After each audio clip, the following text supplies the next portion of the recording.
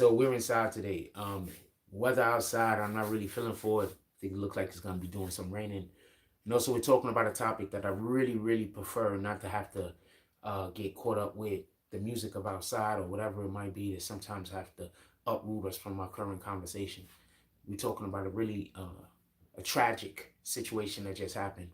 So I want to be clear about something. Today we're going to be talking about the 18-year-old young man that, or boy, he's really just a boy still, to be honest with you, that just was recently arrested for the stabbing, unaliving, because you know you have to talk like this on YouTube, of an activist. The young boy's name was Dorling. Uh, sorry about that. I just read the names. I should have wrote them down. Uh, Beyond that, um, this is a tragic situation for all involved. I want to say this early in the video. This is a tragic situation for all involved. I'm not going to sit up here and we're not going to hate our brother.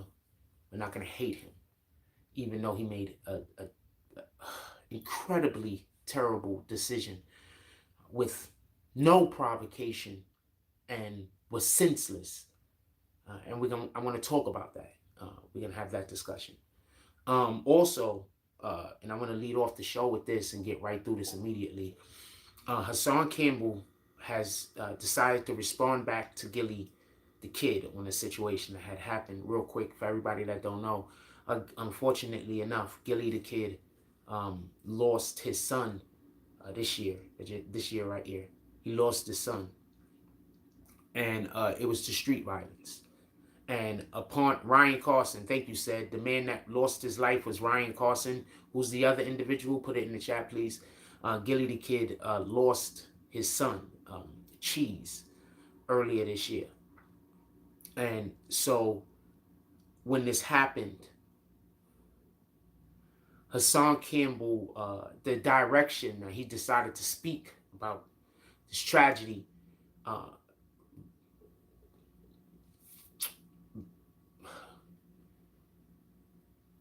caused for Gilly the kid to feel like he needed to respond. And he responded recently, as in responded when it happened.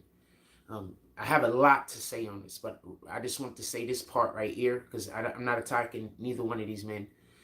And I want to be clear about something. That man lost his son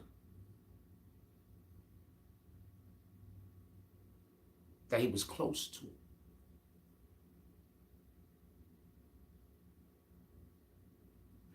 You challenged this man to go into the streets of Philly while he was heartbroken.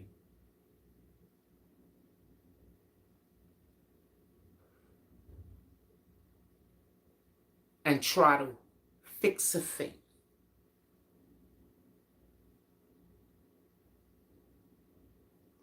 You see, when our emotions don't need to be involved in a situation, it's easy to say a person is acting crazy when their response to a situation is emotionally charged.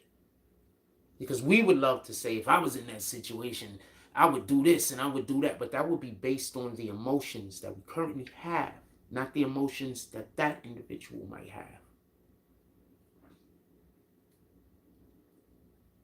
I think that sometimes when we weigh in on things, and especially when they're about other people's lives, and they have an emotional response based on the thing that we have said, and it might be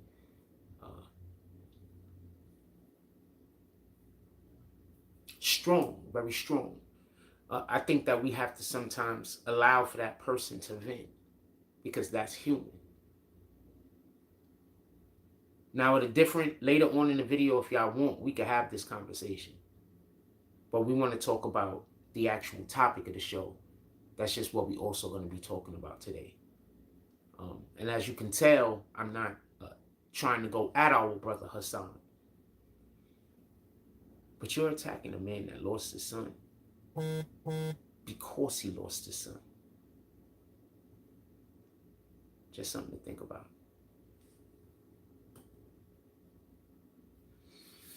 With that being said, Let's do roll call real quick and get to the show. Shout out to No Limit dropping those froze. Can we get some froze in the chat, please? I really appreciate it today. Shout out to Said. Don't know you said, but you came through. Said says, Ryan Carson, that's the name of the deceased, and Brian Dorling. That is the young man. I don't even want to call him a young man. He's only 18 years old, 18, 19 years old. That's still a kid, fam.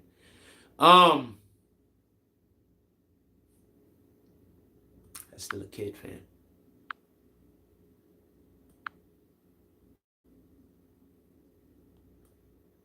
Shout out to Bounce. Appreciate you putting the Cash App in the chat. Poetic Goddess of Passion says, you raised some valid points. Thank you. Appreciate you. I'm always trying to speak from, I'm not always successful, obviously. We've all fall short. But I'm always attempting to speak from an angle of at least a little bit of emotional intelligence. At least, a monochrome of emotional intelligence.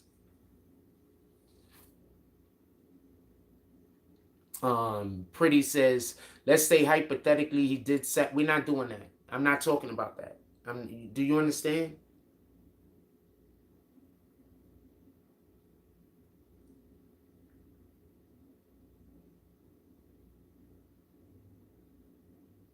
Do you understand? Like, no disrespect, but do you understand? Do you got reason to believe that he did that other than just thinking that he did that? Because think about the thing that you're accusing a person of doing.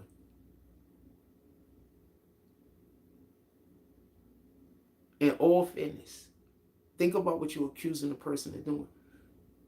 Is there a reason other than you just thinking it?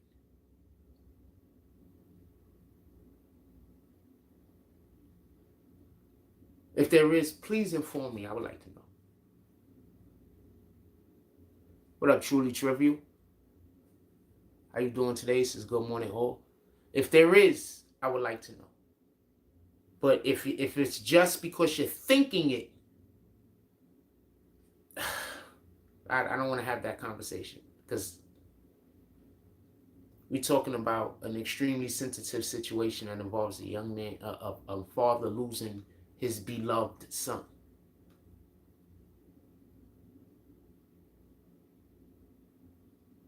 So let's not talk about hypotheticals, if you don't mind. This isn't.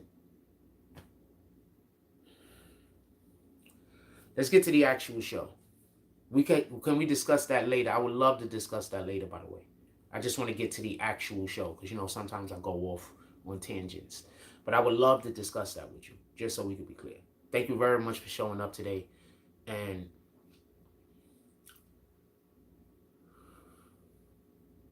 I can't have a conversation with you about that hypothetically, because I don't see any reason to think that he did that.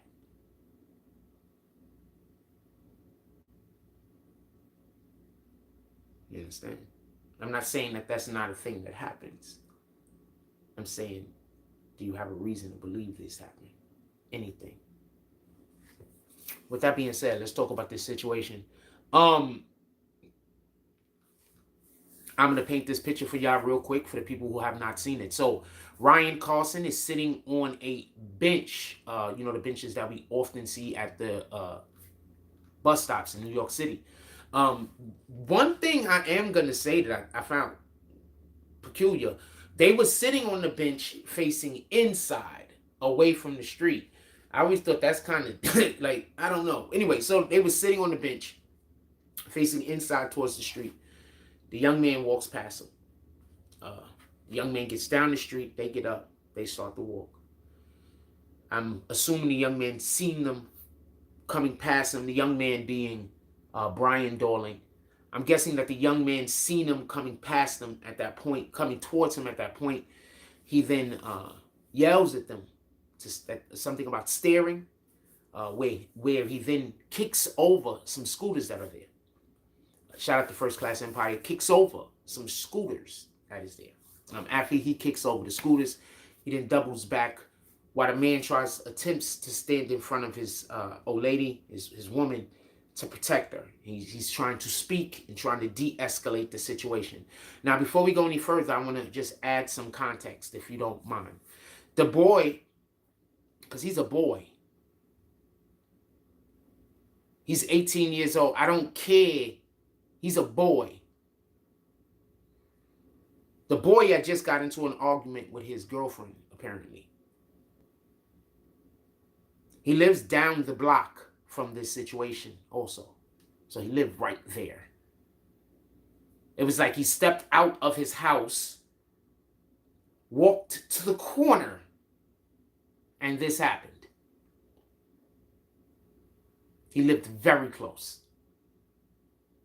So, you know how I'm always over here saying it's important for us to speak kindly to each other.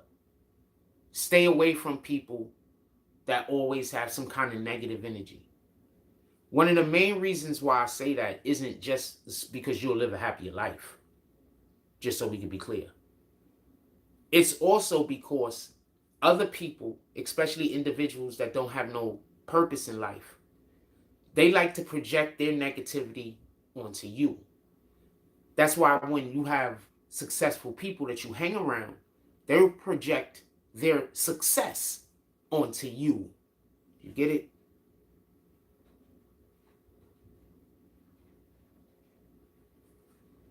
So that's why I say it's important to know who your children's friends are. It's important, especially if you are the custodial parent. This is talking about the custodial guardians. It's important that you know who your kids are hanging out with. It's important that you are as much a part of their life and they are a part of your life as possible. There has to be a two-way street created. This isn't easy. And I'm talking about the custodial guardian. So I'm not just talking about a mother or an actual father. I might also be talking about people that's living with their older brother or a different relative. It's important that the relationship has some kind of symbiotic resolve to it. You need to bond with this child so that when need be, that you decide or believe that it's imperative that they accept your advice. You even at least know the type of pill to distribute it in. A lot of times we can't reach other people because we don't speak their language. So this boy, after arguing with his girlfriend over who knows what, goes outside into the world and takes his anger out on a couple. I won't be surprised if we find out his girlfriend cheated on him and or left him for another dude. Because he went outside and he did what? Attacked another dude.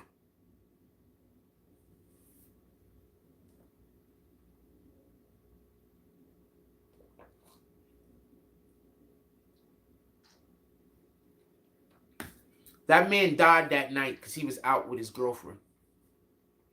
If his girlfriend was by herself, same thing happens, he keeps walking. If that man is by himself, same thing happens, he keeps walking. But that young boy was in a moment of weakness.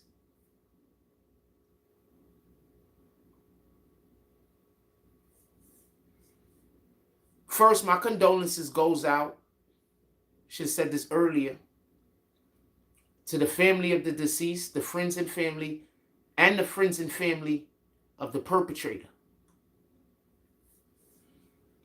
So basically, as he turns around and says, stop staring at me, him saying stop staring at me says a couple of things. The first thing it tells me is, just so we can be clear,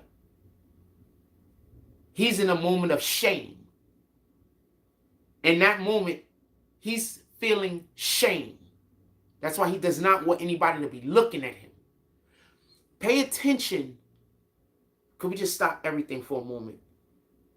I'm coming right back to this, but I just want to say something. Pay attention to the things that your loved ones say. Don't just listen to it with your ears. Listen to it with your heart. Pay attention. Because people sometimes, even when they're not telling you how they feel, they're telling you how they feel. So when that young man says, stop staring at me, it's because he was in a moment of shame.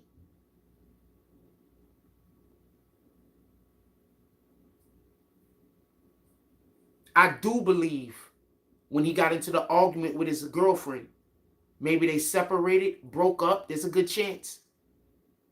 Just as good as the chance that there was another dude involved.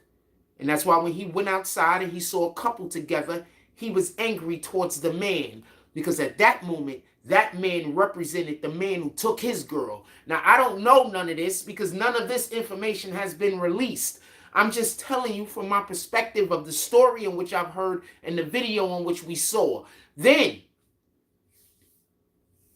as the guy tried to, when the man realized that he was the target,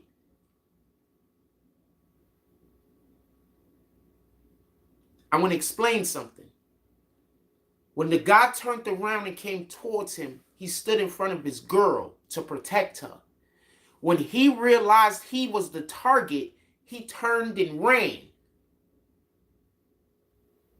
I'm going to say that again.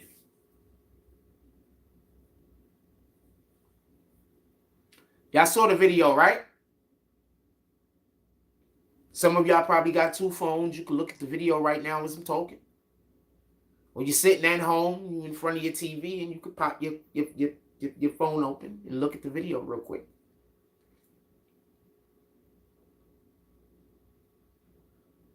The gentleman, Ryan Carson, stepped in front of his girlfriend first. When he realized he was the target, he turned and tried to run, but he hits the bench.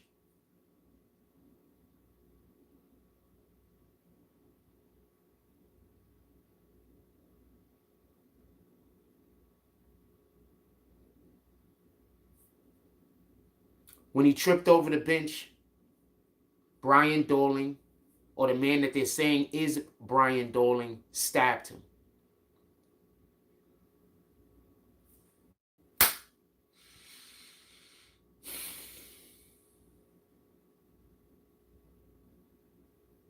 I want to say something else real quick. Him and his girlfriend was sitting on the bench facing in the wrong direction. So that probably kind of lends me to believe that there's a good chance that they weren't from their community. I don't know this to be a fact. I don't know where they lived.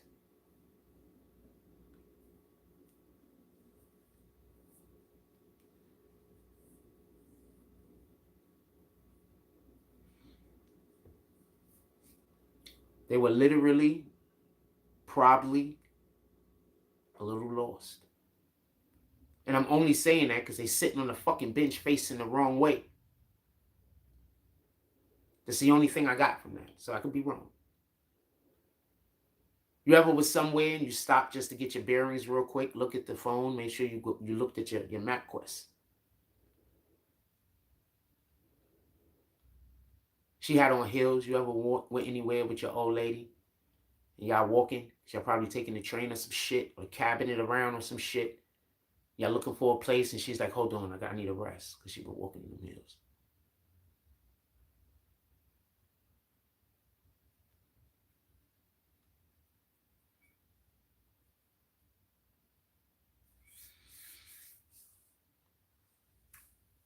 After he stabs him the first time, he turns around. He stabs him 3 more times, I believe. 2 to 3 more times.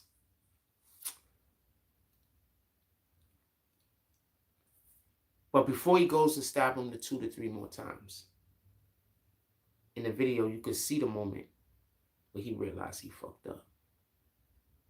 You see, that boy was just going off of emotion and pure adrenaline.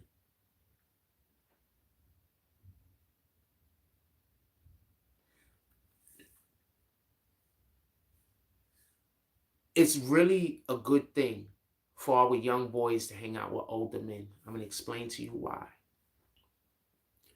That's where we learn our patience. Watching seasoned veterans of the world slow everything down just so they can speed it up.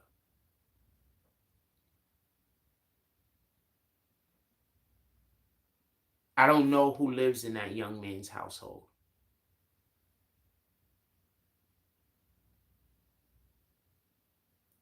But that's where a lot of men learn their patience.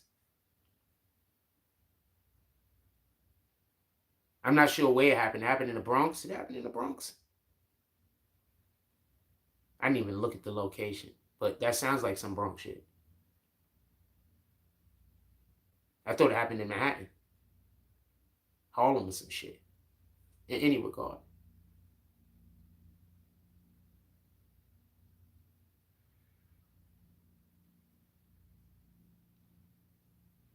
Happened in Brooklyn? That I don't know where it happened. In any regard. You see the boy go like this.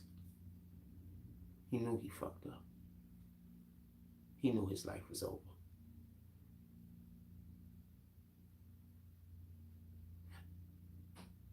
I seen somebody say, that's not the same kid. The other one had dreads. This one got cornrows.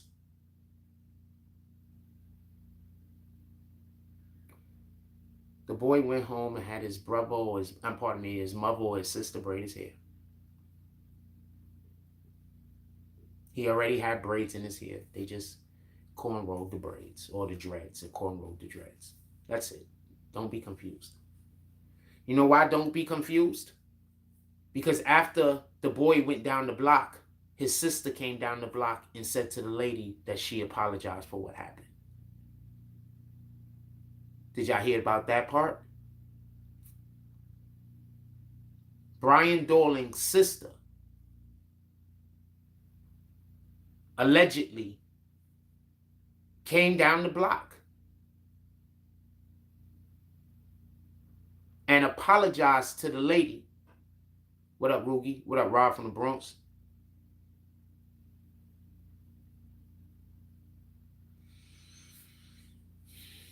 I want to point something out real quick. You know the video that they show him walking out of the station?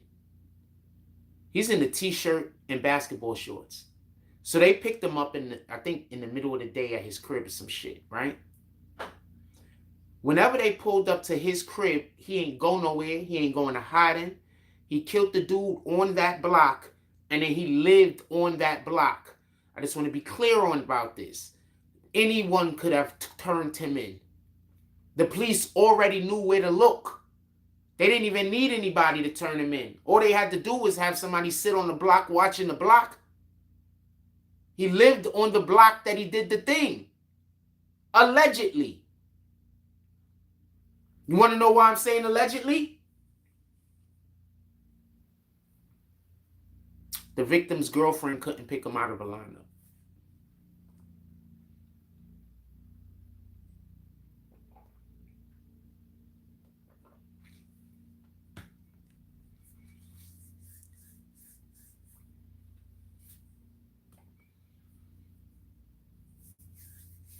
Let's say the Lord's word for today real quick.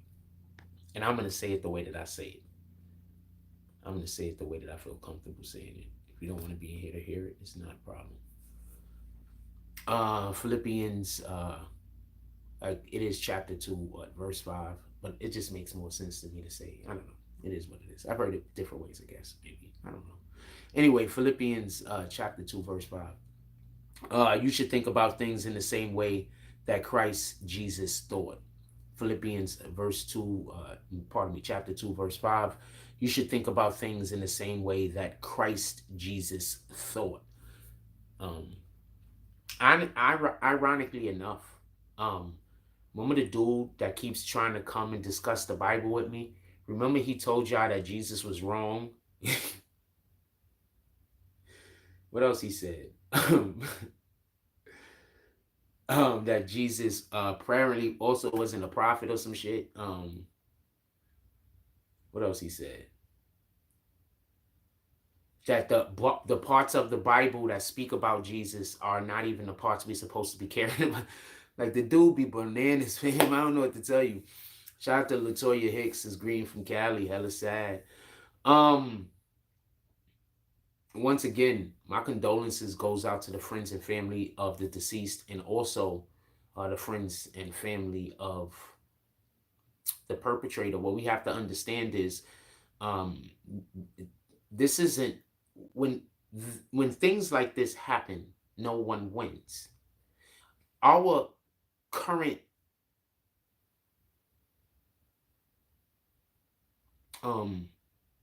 shout out to No Limit. He said a really funny joke. I don't want to read it because I'm gonna laugh out loud.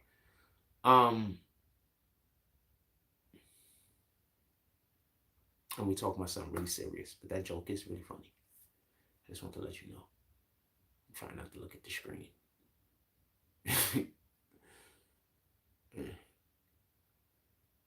Shout out to the Art D Glass. Salute. He says TGIF, BBN family, blessings. For anybody that's appreciating the show, you can always pull up to the Cash App, Super Chat, and or PayPal. It's Friday. I really can use every single last person in here that can spare to pull up to the Cash App. I would definitely appreciate that. We got a lot of stuff going on. And as usual, well, we will be trying.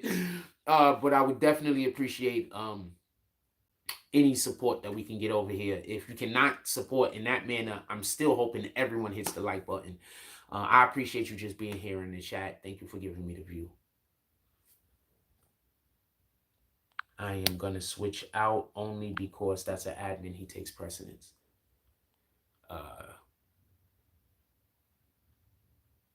Definitely, we need as many people to pull up as possible today. With that being said, I want to be clear about something. With zero,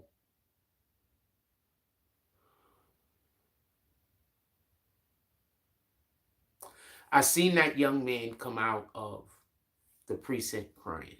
And so the comments under the videos were like,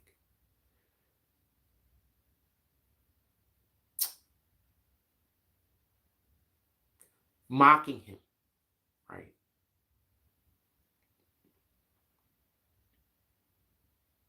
What we have to understand is sometimes people make bad decisions.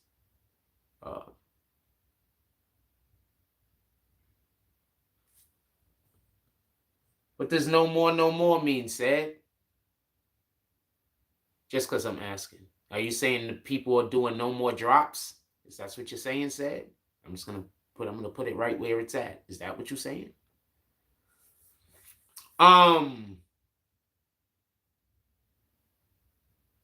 So I want to be clear. What up, Few? Yeah, I think that's what I don't want to kick him yet. I'll just I don't know. We'll see what happens. So you are a hater. Maybe nothing happens. But you absolutely hate me. But I'm gonna put you on a timeout. I'm not gonna kick you because you actually had a good you came here and gave us some information that was good that we could use. So I'm not going to kick you, but I am going to put you on a half-an-hour timeout.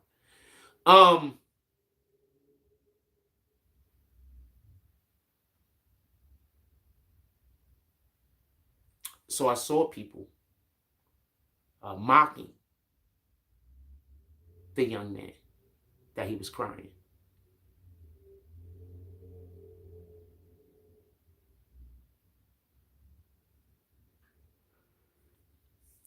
We aren't supposed to hate the sinner. We're supposed to hate the sin. I believe that that young man was in a moment where he lost himself. I believe in God. So I believe that there are moments. There are moments where we act outside of ourselves because we're under, for lack of a better term, possession.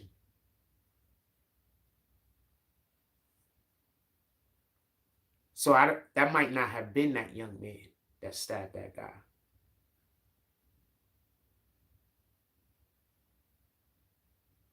It was just his body. He wasn't there. The wild part is, y'all know that people in general, us as human beings, especially Americans, know that individuals sometimes act outside of their character and do things like they're just a totally different person. We literally have a term for it called blacking out.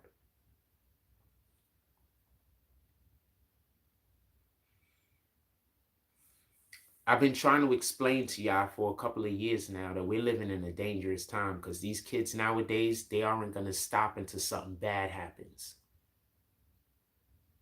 I go to the park the other day.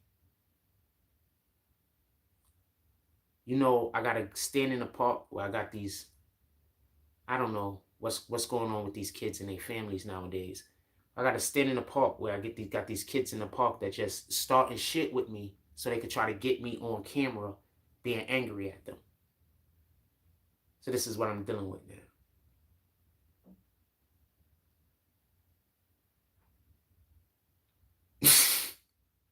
So these kids nowadays, they're never going to stop until something bad happens, because at home, they're not being taught any emotional intelligence. Those kids' families are just absolutely failing them, in my opinion. They have no emotional intelligence. They're so busy trying to get a reaction out of somebody, they don't care what the reaction is, and that's why they're out in the streets killing each other.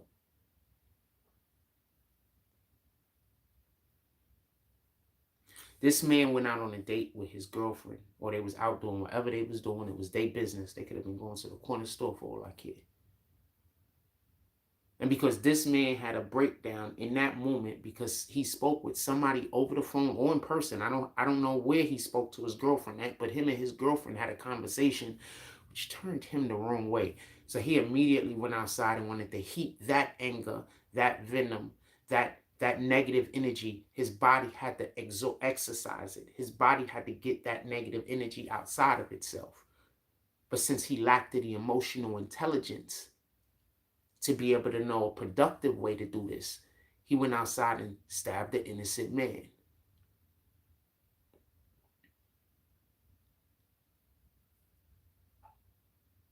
If I'm saying anything wrong, put it in the chat.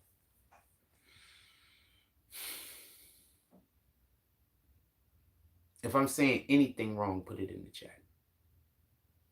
Anything. If I'm saying even one thing wrong.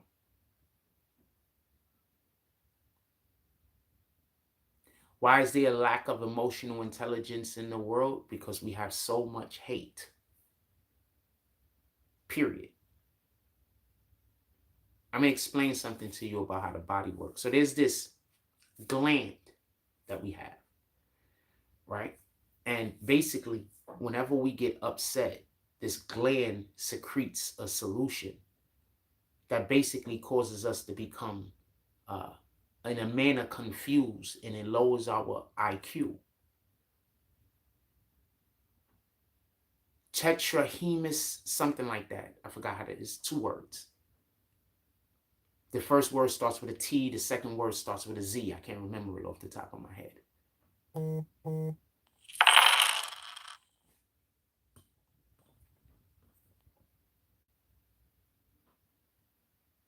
Shout out to Toombs with the $10 drop. He says, I love this talk.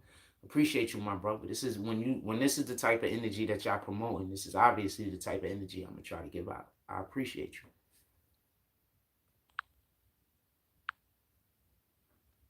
So I want to be clear about this, and I don't want there to be no. Why y'all? I don't want there to be no misunderstanding. Zero misunderstanding. Since the kids nowadays lack emotional intelligence, they have no conflict resolution skills. So that means that conflicts don't stop.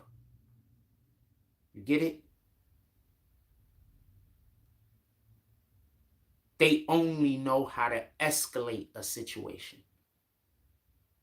Dude, I have some kids following me around yelling bullshit at me so they could try to get me on camera being upset so they could go tell other people I'm a bad person. This is what I'm going through. Just got a smile, fam.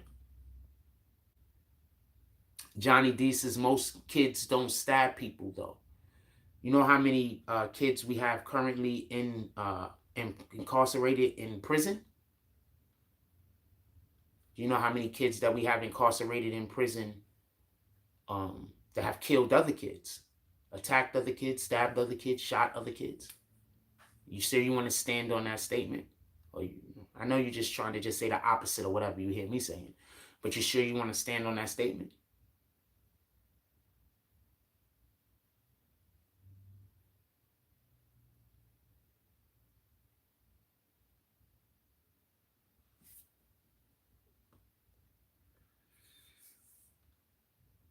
My heart goes out to everyone who has lost family members to the streets, because there are people out there that don't even think that your children that you've lost are worth remembering.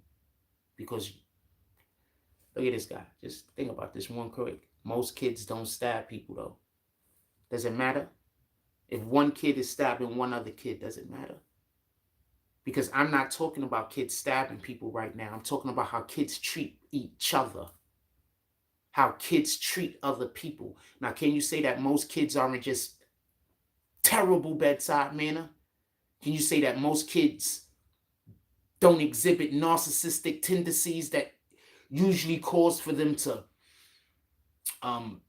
heap, trying to be very see what I mean? Do you get it? You're talking about the stabbing. I'm talking about the behavior that created the situation. Me and you are not having the same conversation. With all due respect. Can you please raise it up a little? Just a couple of levels up and catch up with us. No disrespect intended. Just catch up with the rest of us. Enjoy the conversation. I hope you're having a great time. But catch up with the rest of us. We're not talking about the actual stabbing. We're talking about the mechanisms in our environment that leads to the behavior. So me and you are right now having two separate conversations. Join the rest of us, please. Appreciate you.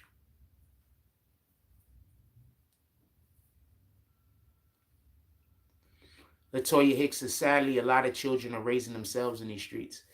I lived alone, basically, from the age of 8 to the age of 12. So I'm not going to allow for children to use that as an excuse to a certain degree. But I can agree that you are correct.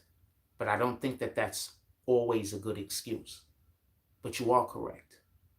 You are 100% correct. You have a lot of guardians that don't have the time in the day to spend with their children. You good, Bounce? The time in the day to spend with their children. They got work. They got all these other things that they got to do. Responsibility, responsibility, responsibility. That's why I said it's important for it to be a symbiotic relationship. Whereas there's things that you do in your day where your child comes where you're going. And there's things that your child does in your child day that you go to. You know, it don't have to be every day. But throughout the course of a week, make a symbiotic relationship. There's things that your child care about that you're going to show up to them with. There's things that you need to get done, and you're going to bring them along with you. You're going to have a symbiotic relationship. Therefore, you can spend more time with your child. If the only time we decide we're going to have for our loved ones is when we have time to relax, we're not going to ever have time for our loved ones. When do we ever relax?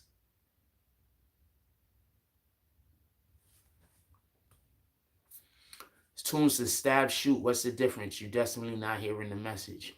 Exactly, Toombs. Thank you. I love when our people that's Frost, love when all of our Frost pull up with the great ass fucking comments in defense of or in protection of what we're doing.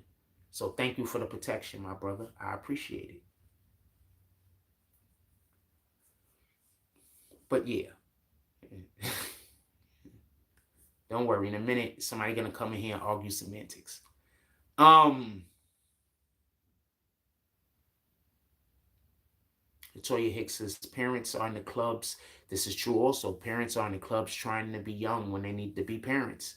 Let's have that conversation, Latoya Chicks, and then we'll get back to I think you brought up a great point. I think both of your comments were great points, just so we can be clear. I think this is a better point than the last one. I think that you should have both of these comments together and you would have made an extraordinary point, just to be fair. Is that fair? I hope that's fair. We have a lot of people living their second childhood. I'm going to explain to you what I mean by that, because sometimes people don't understand what that really means. There's a lot of people that didn't have the means to be able to live their first childhood.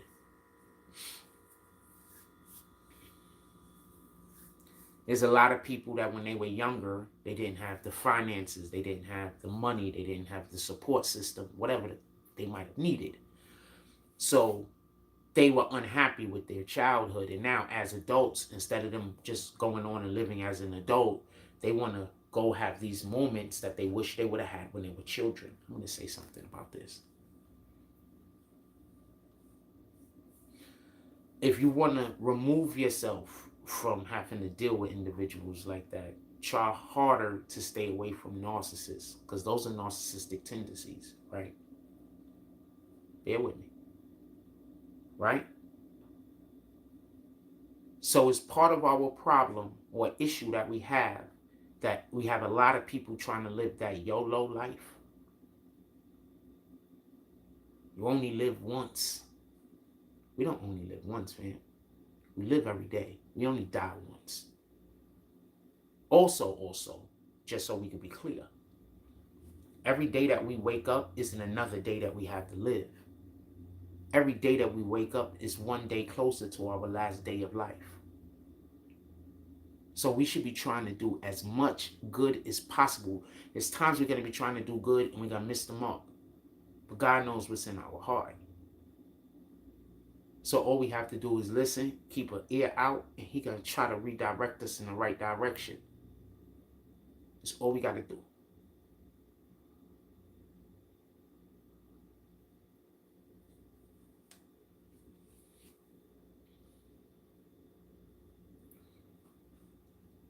So part of the problem is that we have a lot of people who are parents and are narcissists. And they believe that their children were born to serve them instead of they are to teach their children how to be servants of God. Because that's what we're supposed to be trying to do, right? Be servants of God. So we should be trying to teach the children that. But there's a lot of people that they have children and they believe that their children, that's why you have a lot of parents that they're not even interested in their children until their children get old enough to be able to do certain labors. You know, when their child is 5, 6, 7, 8, 9, 10.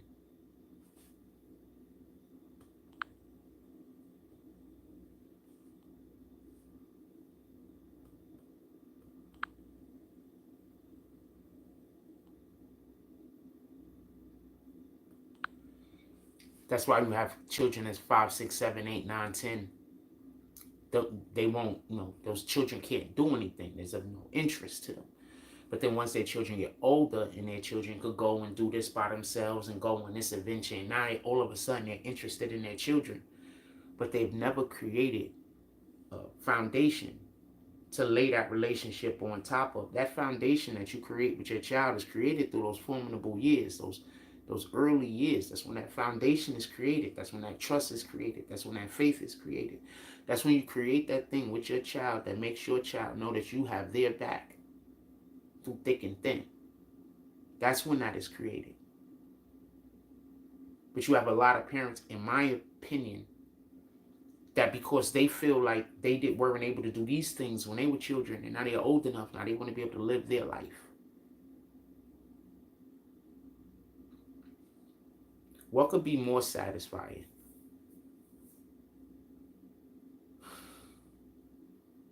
than waking up on a Sunday cooking breakfast in the kitchen with your wife while the kids is in the living room being loud. That everybody coming to the table eating together, talking about their week, and then planning like what bullshit we gonna do today, because we gotta spend at least a couple of hours today together, and then we gonna go spend some hours apart. Meaning the children and the adults are gonna spend time together. Then the adults are gonna go spend the time apart from the children, while the children go spend time apart from the adults. And then coming back together at the end of the night at some point, 7, 8 o'clock. Have dinner, probably earlier.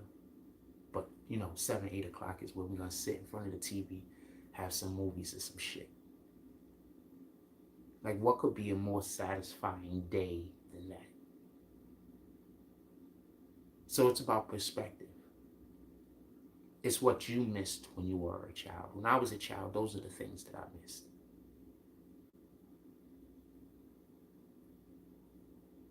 I missed the moments with family.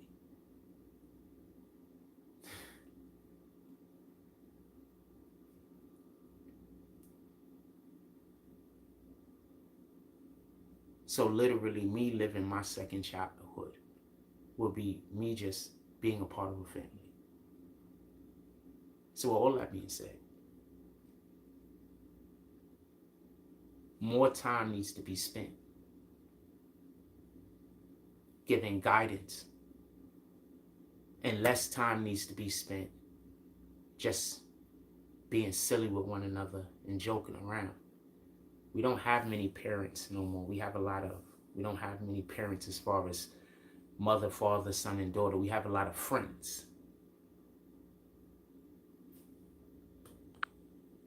We have a lot of friends.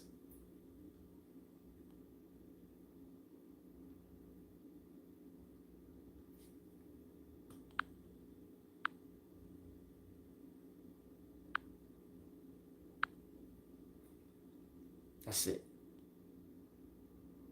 That's it, that's all.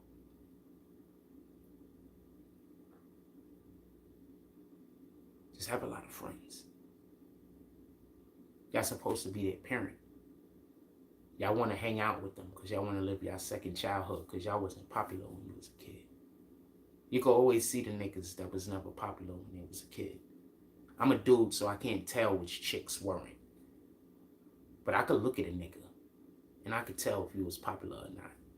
Because all of us popular niggas, we got a certain way about us. Like, even if we, grumpy nowadays, we got a certain way about us. You could always tell when a nigga wasn't popular. And I think that that's a big issue and a big problem. People trying to live their second childhood so they're not raising their children well. Let's get back to the actual story real quick. So I want to be clear about this. And I don't want there to be no misunderstanding. The lady, I just want to say this real quick. You said most popular kids fall off after high school. That's how come I know for a fact that you weren't popular at all.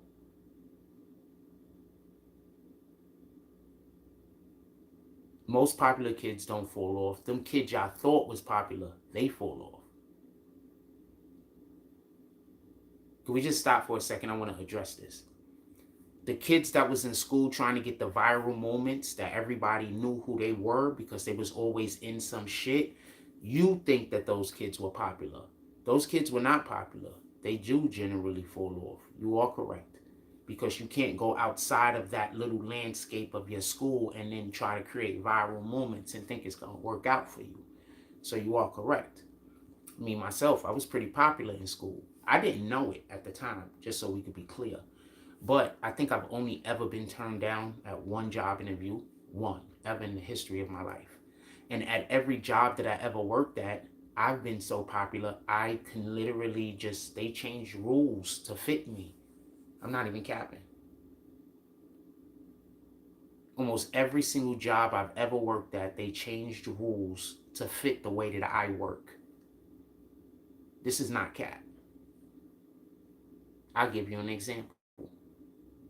Just because, you was trying to throw shots at me. But I'll give you an example. I used to, and you can go ask anybody that worked with me at Bellevue Men's Shelter. I worked there, I think, between 06, 07 maybe, to 08 or something like that. You can ask anybody that worked in Bellevue Men's Shelter around that time. Boom. Y'all know what my real name is. Copy? Go find it out. Go ask them. They'll tell you. I played pool all day, fam. Niggas got fired for playing pool. I played pool all day. Everybody in the building knew I was playing pool. When people wanted to look for me, they go to the pool room. Not any pool room, by the way. I had a specific pool room that I played in. I didn't play in the other one. People wanted me to go play in the other one because I was a beast. That's popular. Hold on. Let me just do a little bit more flexing. So some people tried to get me fired.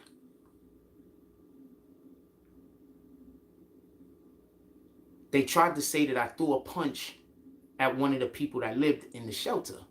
I didn't. But because the dude lied, they had me moved to a different facility for a little while. I was supposed to be kicked out of that facility for good. But I was so popular that the person that is the person that runs the entire building, her name is Miss Ballard. She made them do a second investigation where they found out I did nothing wrong. And then forced that company, FJC, to bring me back.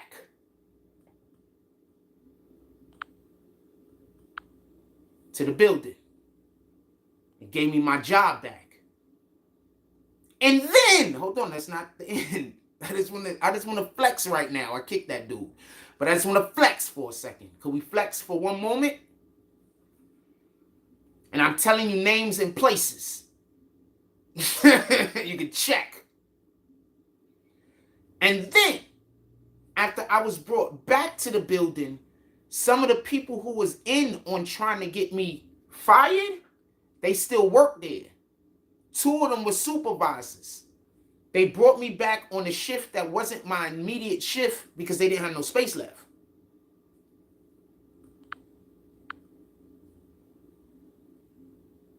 Those people on that shift tried to do me dirty. 2 of the motherfuckers got fired, and then they gave me one of their spots. The reason why I'm telling this story is for all of our faith believers in there. Believe in the Most High, fam. The Most High is going to take all of those bricks that they threw at you, and they're going to build your castle. You're going to build your castle with the bricks they was throwing at you. I promise you. Because when somebody tells a lie on you, when people find out that that thing was a lie, the perception of they have with you, how you carried that lie, is going to be what's going to carry their future opinion of you. So when these people are lying on you, try to carry it as best as you can. A lie is still a lie. Sooner or later, it's going to be found out.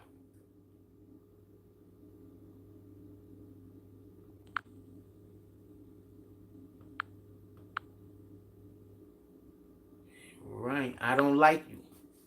If somebody pull up in my chat and I don't like you, I kick you.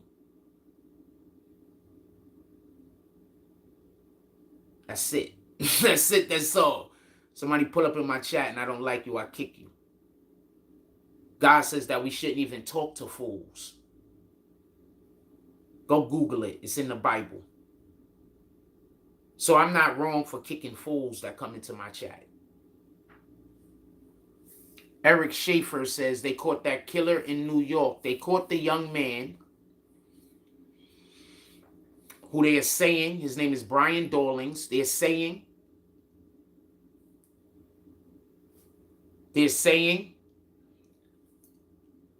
so you're saying God says to purge people from the community. I'm doing that.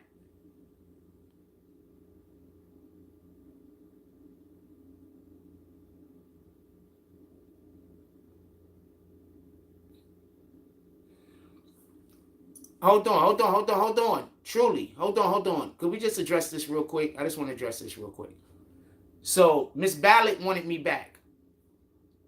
So I didn't tell you that I didn't get any write-ups, that they were firing everybody else, but they didn't fire me. Miss Ballot ran the whole building. Miss Ballot didn't run FJC. The guy that run my particular area and had to look over all of my jump offs, he's downtown somewhere. He's not in the building. The people that write the write-ups, because I had a shitload of write-ups. My file was like this thick. Facts, I saw it. I used to just write I did it. So the people in the building, hold on.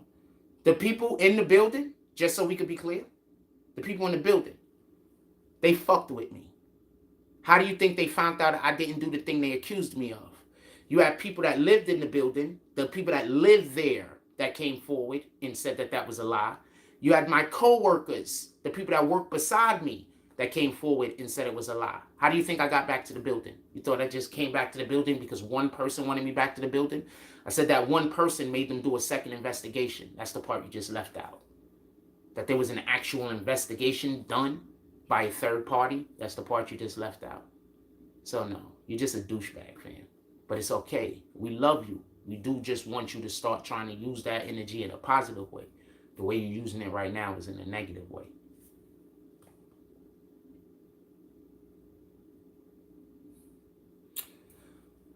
We actually was speaking about possible motives earlier. I'll go through the steps of what happened through the entirety of it instead of the way that I said it earlier. So apparently the young man was on the phone with his girlfriend.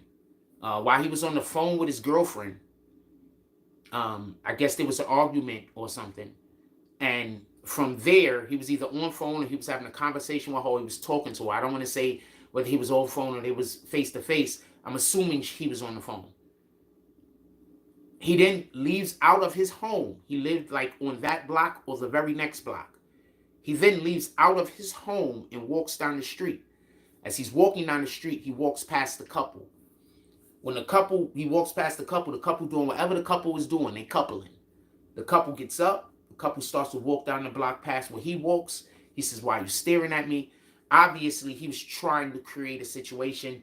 He probably knows in his heart no one was staring at him.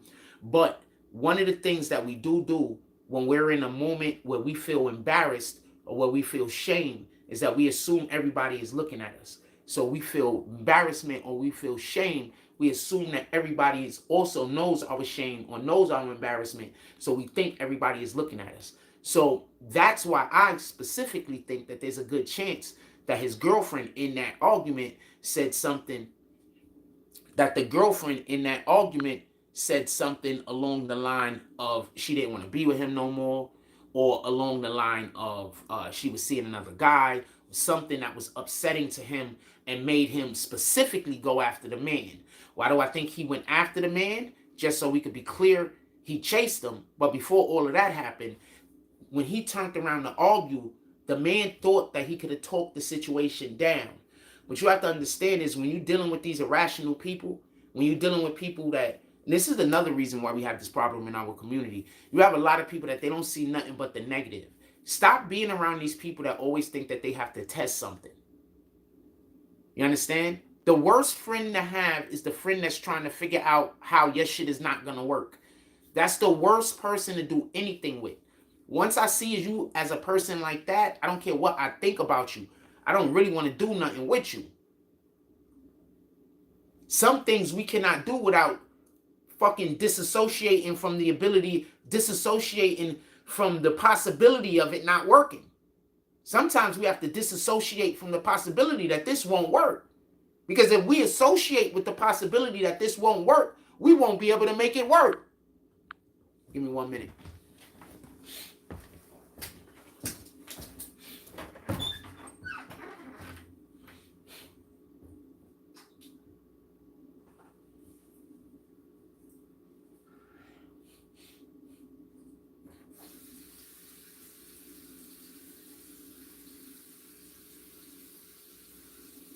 There's a reason why some people always gonna lose. And there's a reason why some people are always gonna win, even when it looks like they're losing.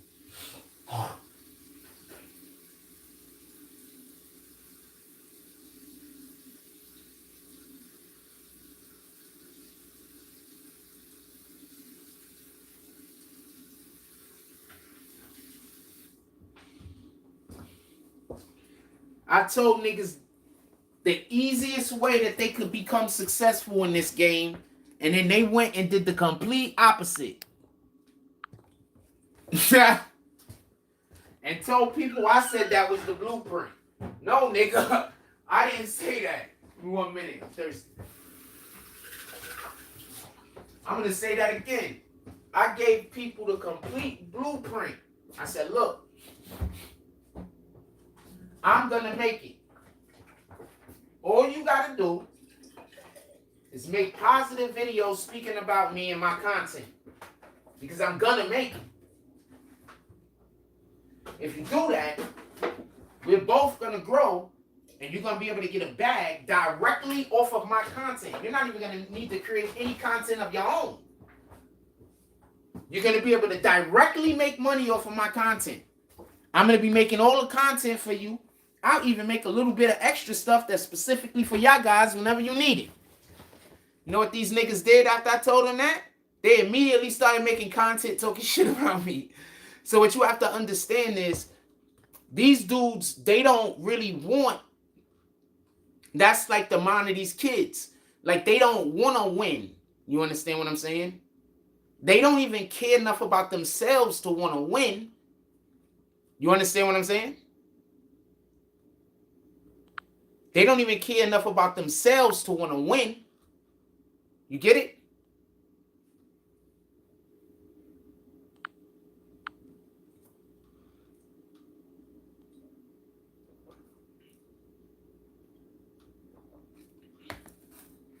So when I hear these kids is outside doing things like this, what's the example do they have to follow? They go online and all they see is, if a person is speaking positively online, that person is hated. If a person is speaking negatively online, that person is loved. What kind of reflection do you think this has to the children? I'll say that again. When a person is speaking positively online, all they do is get hate. When a person is speaking negatively online, people love them. I'm talking to somebody the other day. So there was a situation. Hold on. Let me see if there's anything worth repeating real quick. Troller. The kid has something on his mind for sure. Obviously, the kid has something on his mind for sure. That's a fact. Well, there was all that speculation about the girlfriend being involved somehow. But I guess that was all false if it was just wrong place, wrong time. Who said the girlfriend was involved? You heard the girlfriend was involved? I heard he had a conversation with his girlfriend that got him angry. And then he went outside. That still means wrong place, wrong time. The only time wrong place, wrong time isn't a thing is when you do something to create the situation. You understand? That man that lost his life, he didn't do anything to create that situation. He was minding his business. That's wrong place, wrong time. And I don't know how the girlfriend is involved. All I'm saying is that dude had a conversation with his girlfriend right before he went outside.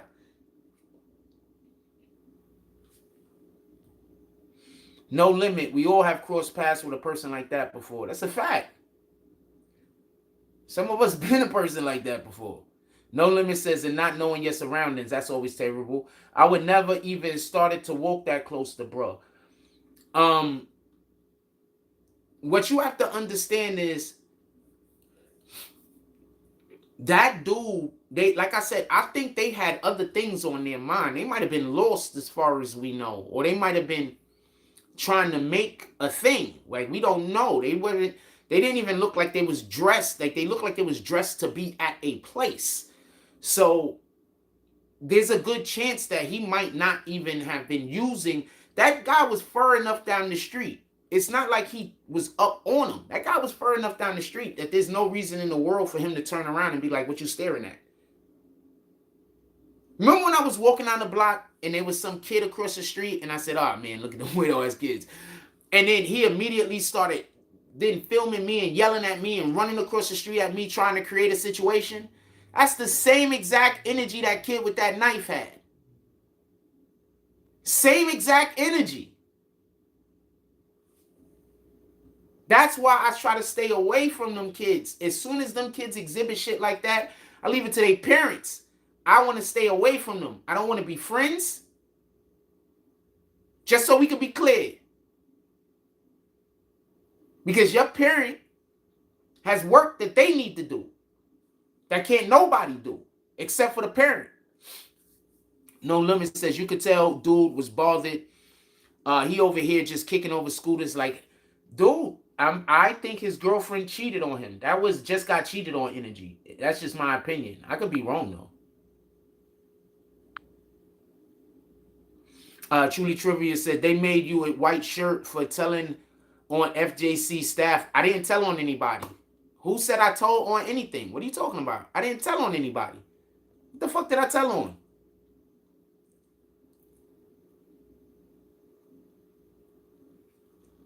Who did I tell on?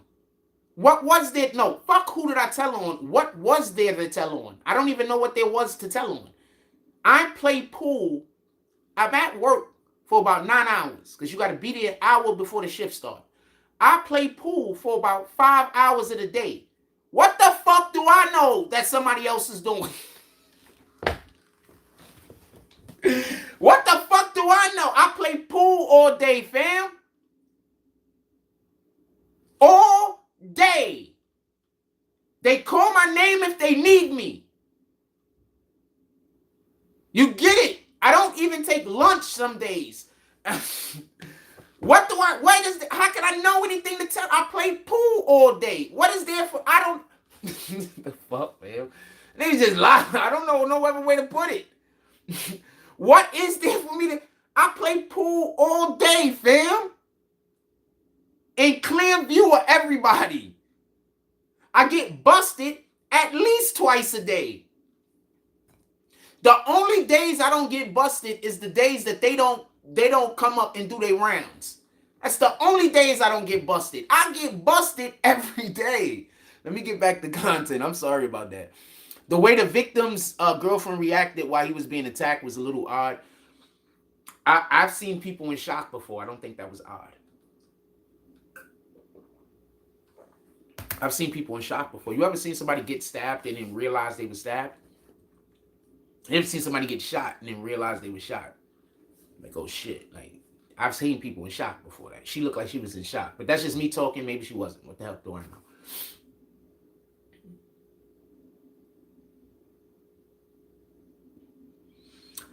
Once again, Lone Limit says, why all of a sudden they get up when he go by? Once again, who is anybody to say when somebody can't get up and walk? I think they were looking for a place. I think they was trying to figure out where to go. They stopped to have a discussion. If anybody could check and see if she had heels on her feet. You ever was dating a woman and y'all been walking around for a dumb long time and she got on heels? You kind of an asshole if you're not saying you'll just sit and rest every once in a while. Like, for real, for real. You kind of an asshole if you out there with your woman with heels on and y'all not sitting down every once in a while to let her feet rest. You're kind of an asshole.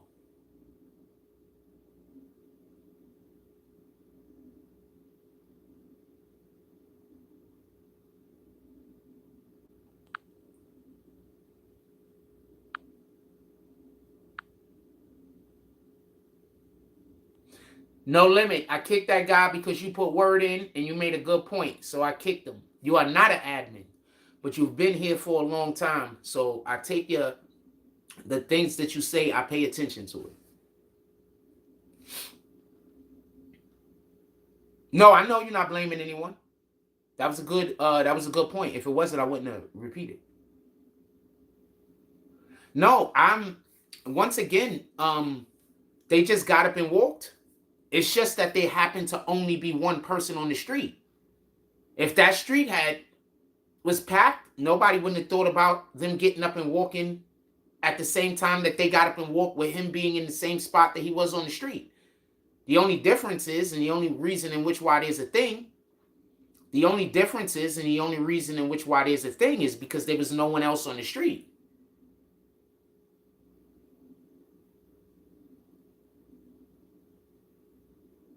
Yeah, it's just that's the only thing.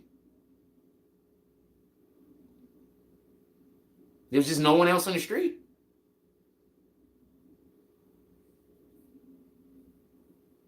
Nah, that was a good point you was making. I appreciate you. Once again, I don't have a problem with somebody saying something that's other than what I'm saying. Just please put some thought into it. You understand? The more thought you put into what you're saying, the more you actually push me to use my intelligence and to display it. So that's why I don't really like talking to people. And this is just even in real life. I don't really like talking to people that they don't even know what they talking about. They just talking to be talking. You understand what I'm saying? It's just a hard thing for me to do. You understand?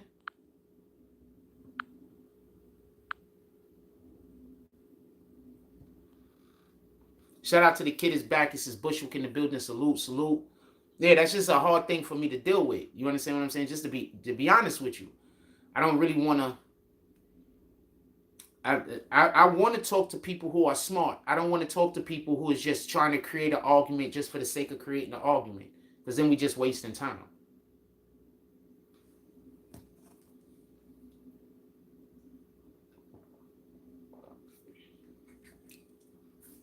And no mics picked up the couple saying anything to him once they got up. What you mean? Yeah, no, they didn't say anything to him except for, back up. I'm sorry, I'm not trying to make a joke, but that's it. Like that, I think all the dude said was, the dude tried to de-escalate. You can't de-escalate with these kids. These kids have no emotional intelligence. So you cannot de-escalate a situation with them. To them, you trying to de-escalate the situation mean you scared. You not wanting to get into a random shit that you don't benefit from and don't do anything. That always means that you're scared. You don't like them, so you don't want to talk to them. To them, that means that you're intimidated. When in reality, you just think that they douchebags, and you're like, please God, somebody, do something with them and help them, be their best self. You don't want to hate on them, but I advise everyone to stay away from kids that have energy, or teenagers or whatever that have energy that is directly that causes combustion when you guys are near, because that means that whatever spirit is on you and whatever spirit is on them is in conflict. So let them go get fixed over there, and maybe you need fixing, and go get your fixing done over there. Stay away from them. I promise you, once I don't like a person, I don't like them. And it's not, I don't want bad things to happen to anyone. Don't get this confused. But I also understand that our situation, our energy don't resonate with each other. It's nothing good is going to happen from me trying to force myself around people who don't like me, and from people that don't like me trying to force themselves to be around me. Go become who you are. I'm going to stay out of your way, stay out of my way. No, we don't need to all be friends. That's the misconception that people have.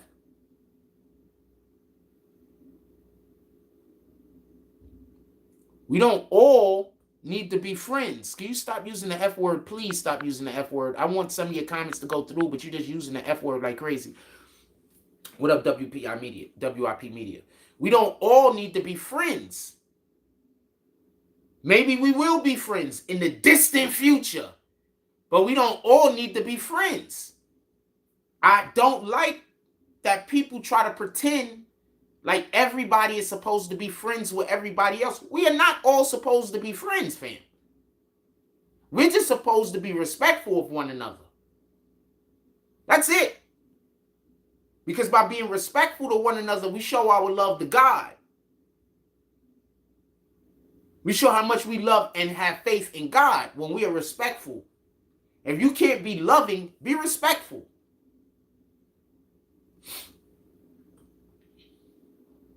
No Limit says, remind me of the time I was out at a party. Girl was fighting with her boyfriend. Next thing you know, it's the girl and her boyfriend versus dude trying to help. It's a slippery slope out here. I don't get involved with relationships like that. I'm going to explain why.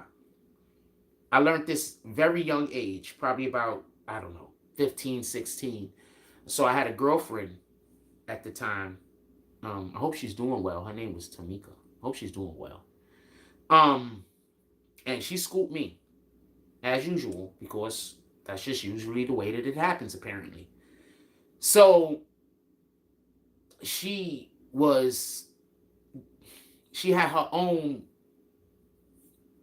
trials that she had to go through in her life, which made her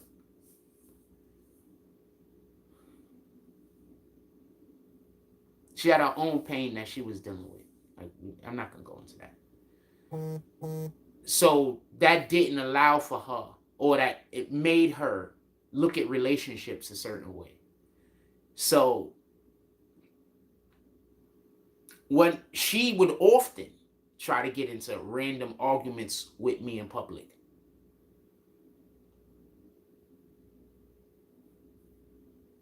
Especially if there were other guys around to watch, she would try to put on a show.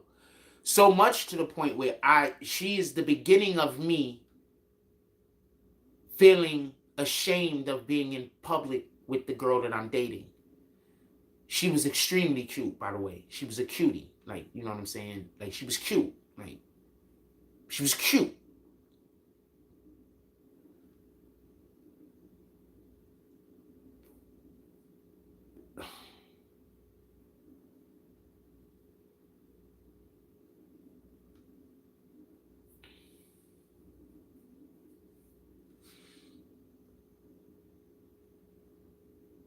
I just know a lot of people. So sometimes you see people that look like other people, and people get the misinterpretation of what's going on. I just really know a lot of people, fam. And most people look like other people to me. Like, I know somebody that looks like you. I don't care who you are behind the screen right now. I know somebody that looks like you, I promise. I know a lot of people. I've been a lot of places and I've done a lot of things. And that's mainly because I've been solo my whole life, for the most part. You know, every couple of years, I have a girlfriend. I get a girlfriend. I'm with her for a while. But for most of my life, I've been able to just move and go where I please because I've been, you know, pretty nomadic.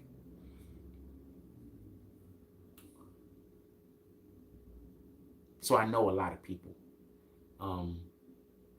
Sometimes when I'm out here and I'm walking around, I see people that look like people I know, and I might have like instantaneous like flashback or remember, and then you can see the individual, like, you know, sometimes they think you're staring or some shit, you know what I'm saying? But in reality, you just know a lot of people. You know, I know a lot of people, man. Y'all don't get it. That's why I keep trying to tell y'all. And I know this to be a fact. There's people in the industry that lost some mojo or lost some steam. That's doing what we do. That lost some mojo or lost some steam because y'all lied on me. And there's people that know me for real, that's really in the game. For real, for real.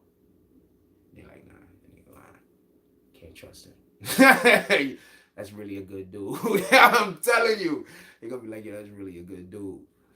For real, for real. Shout out to Florida State Bullies. Salute. Hey, Florida State Bullies, anything I could do for you today? We need all the support from anyone in the chat that can lend some support to the platform. Anything I could do for you today? If so, hit me up on, aren't you supposed to be green team? Hit me up on Instagram, or you can just let me know now. I'd appreciate it. We need all the support today. We need over 10 people to support today. We need all the support. You have no idea how much of the support we need today, but we're gonna do our job, man. I love my job. I love doing this. Thank you every day for pulling up with us. We inside today because the weather, you know, the rain. I love doing what I do for a living. I love you guys.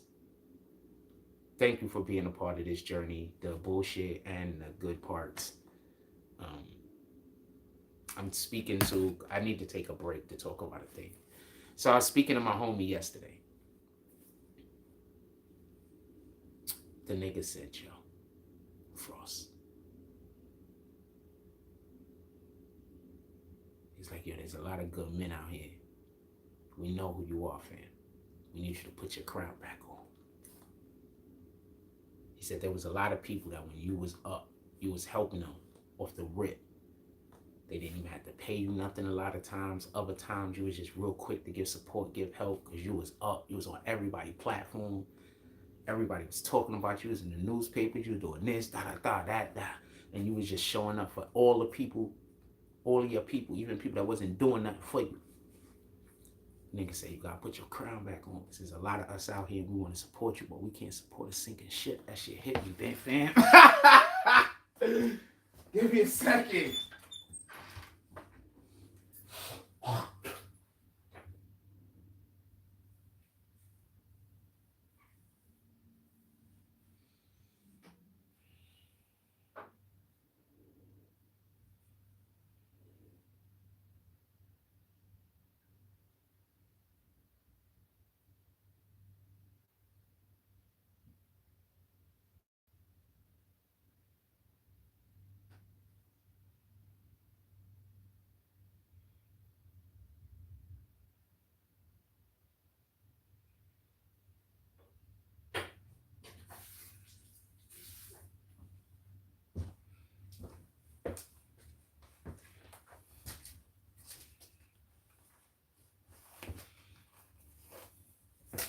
I'm not going to go into the rest of the conversation, but needless to say,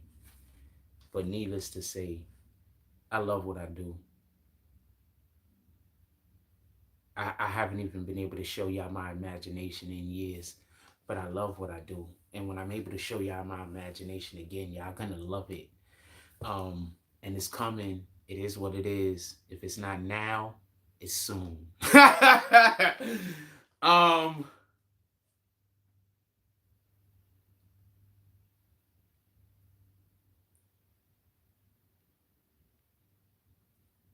I don't like the bullshit in the chat, so I kick people that's doing the bullshit. We got to change the way this is done, fam. We have to change the way this is done. We have to start letting people that's toxic know that you're not welcome. Because if you allow the people that are toxic to come through and be welcome just because you're going to receive some kind of financial benefit, then you're part of the problem. You're supposed to be trying to fix the toxicity. Not saying that some is okay. It's okay to be toxic because I'm going to benefit off of you being sick. I don't want to benefit off of you being sick. I don't want to benefit off of you being toxic. I just don't want to benefit off of it. I don't know a way to put that. So no, when people come into the chat and they talk crazy, it's not a thing for me to kick you. Because I don't want to benefit off of your mental illness. And the only way to help people with mental illnesses like that is to get them out of here.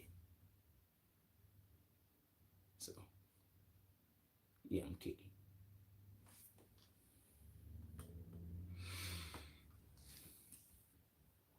Is this a good time in the show to say what else y'all want to talk about? And we could talk about the we could talk about the Gillie the Kid Hassan Campbell situation. Also, that's up for grabs. I'll put it into the chat. I'm going to continue to discuss this right here for the time being. But if y'all want to switch, right? All you have to do, put it in the chat what you want to ask, okay? All right, check this out. So I want to be, check this out. I want to be clear about this, right?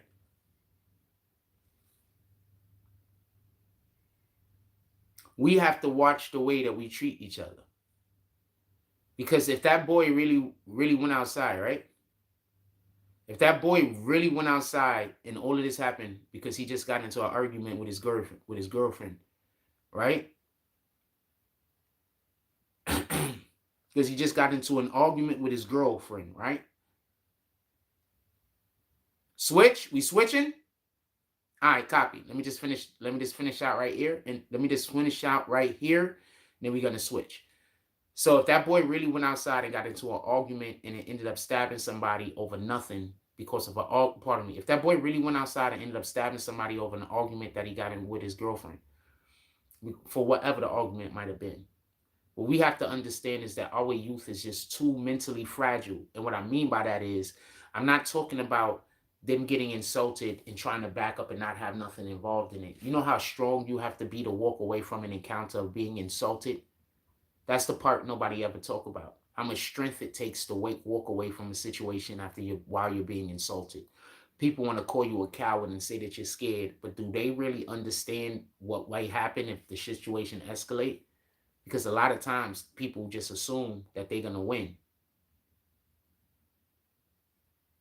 Do you really understand what the escalation might mean? See, children can't understand that. Little boys can't understand that. Little girls can't understand what the escalation might mean. All they can see is in this very moment, I have the advantage to win. That's all they could see. They can't see 2 hours down the road. They can't see 20 minutes down the road. They could barely see 3 minutes down the road.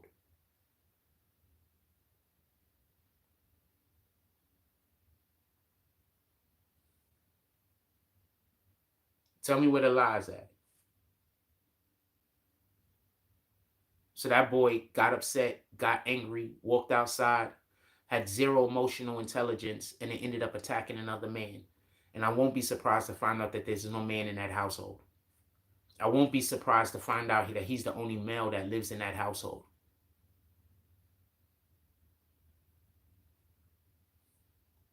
I won't be surprised to find this out.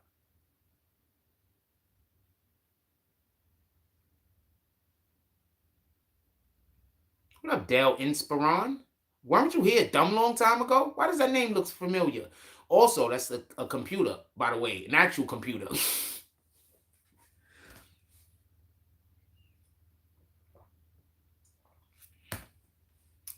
A long story about a computer like that. Let's switch topics. Y'all ready to talk about this Hassan Campbell, Gilly the Kid situation? First thing I want to say is my condolences goes out to the friends and family of Cheese. That's Gilly the Kid's son that passed away. He was shot in Philadelphia in front of a bodega, a store. I'm assuming it's a bodega, right? It could have been a deli. There's a difference between a bodega and a deli, by the way. In any regard, he got shot in front of a store. I think it was a bodega.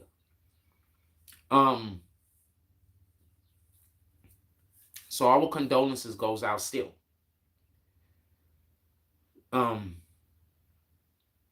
Hassan Campbell, when the situation first transpired, decided that he was going to go on his platform and he was going to shoot at Gilly the Kid.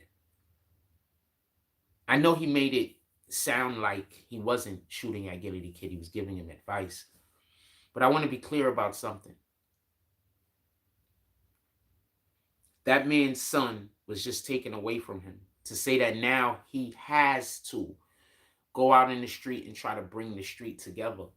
That man was brokenhearted, man. I don't think that's fair. I'm not coming for you, Hassan. I'm not saying no disrespect. I know how Hassan is, though. You say you don't, he's going to come for you dumb hard, but he ain't going to come for me, though. He's not going to mention my name. But I'm not coming for him. But that man was brokenhearted, man. Like, we have to have some emotional intelligence and realize that sometimes people are going through things that they can't properly explain.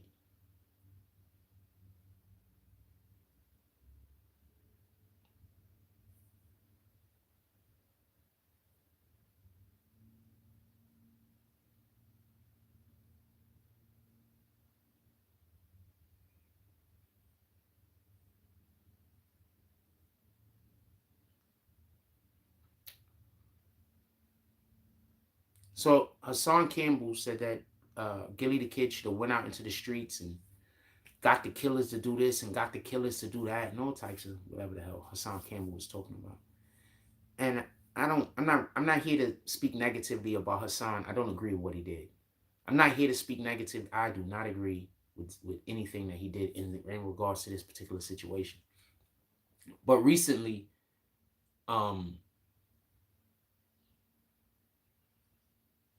Gilly the Kid finally decided to respond, and in Gilly fashion, he said a joke. He referred to Hassan Campbell's situation with Africa Bambaataa. He made a pretty good joke. It was a pretty good joke. It was a pretty good joke. It was a good joke, man. He has to apologize for it, though, because, you know, you can't tell jokes like that. But it was funny. It was, I don't know if it was more funny than it was insulting. That's usually how I gauge a joke. Is it more funny than it is insulting? Like, if me telling this joke, the person I'm telling the joke to laugh with me.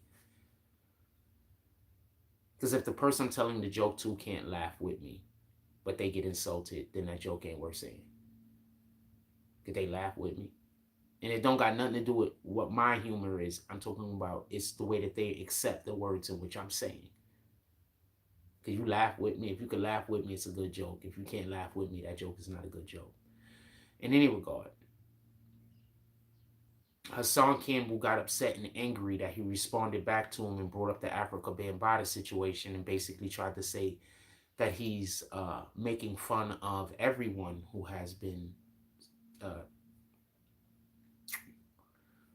groomed, taken care of, sexually violated, or whatever the case is, right? And this is what I have to say about that. That man lost his son, man. If he's disrespecting all of those people that was violated, then you disrespecting all of those people that lost people in the hood. Then you disrespecting every single family that lost somebody in the hood. You disrespecting every single family that they have somebody in jail right now because they decided to take somebody's life in the hood. Like, this isn't a situation I believe you could play victim on. You attacked that man when he was in a vulnerable moment, and it's obvious that his heart was broken. And for the people that want to try to say, oh, is it the conspiracy theory that it was a, do you have anything to go on that other than an opinion? Anything at all. There was a couple of videos, they talked about making money. So what? So now a person can't talk about making money because if they talk about making money and something happens to somebody, that means that it was a sacrifice. If I recall correctly, Gilly and Wallow's platform is basically an encouragement platform, correct? Like, they're trying to encourage the community to do things, what in ways that they believe to be better, good, safe, healthy, right?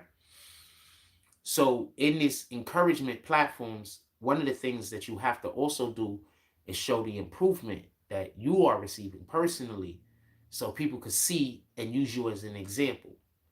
So what sense would it make for them to be winning and then not want to let the world know that they were winning?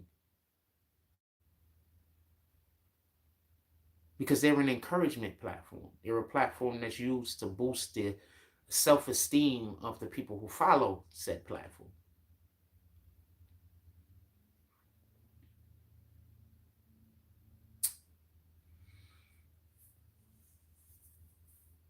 I think Haas missed with this one.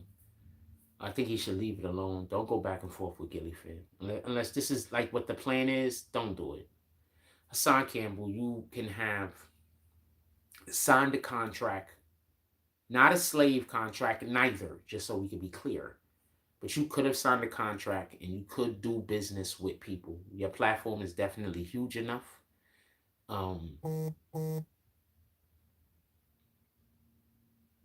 You do have certain skills that are extremely coveted. You have others that just negates some of your greater skills, just to be honest with you. That's just my opinion. I could be wrong. But there's no reason in the world why he shouldn't already have a deal with even a low-level clothing company, even a low-level, where they just, $500 a month, $1,000 a month.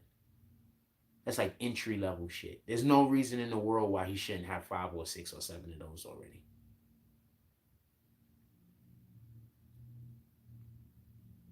That's like entry-level per month payment, somewhere between 500 and 1,000.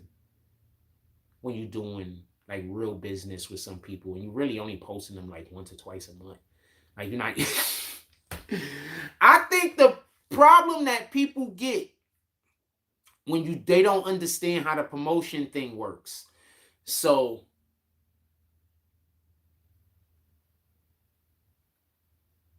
they don't understand how it works.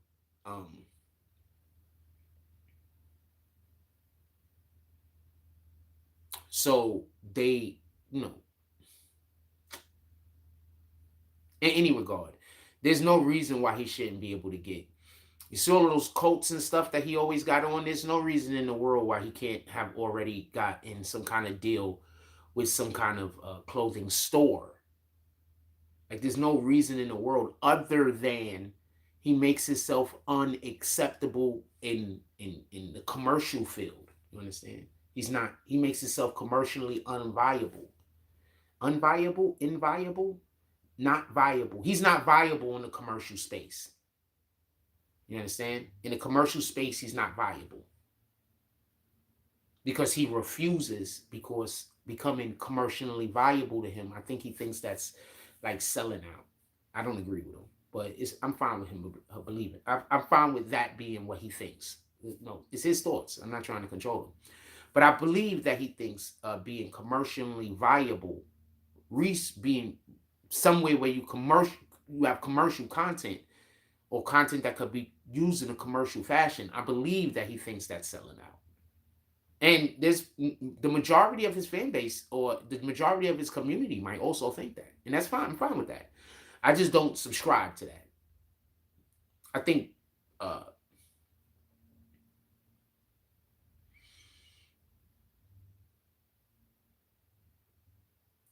go learn about Mr. Fred Rogers.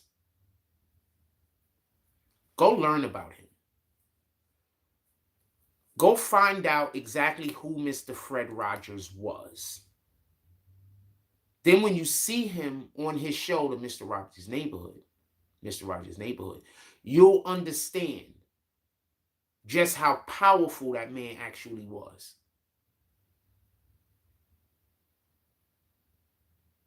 Just how much he actually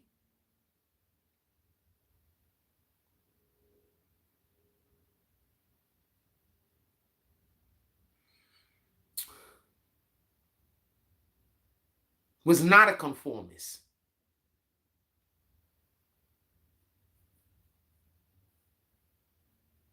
You know, when I was a kid, I always thought he was gay. Real talk. I always thought he was gay.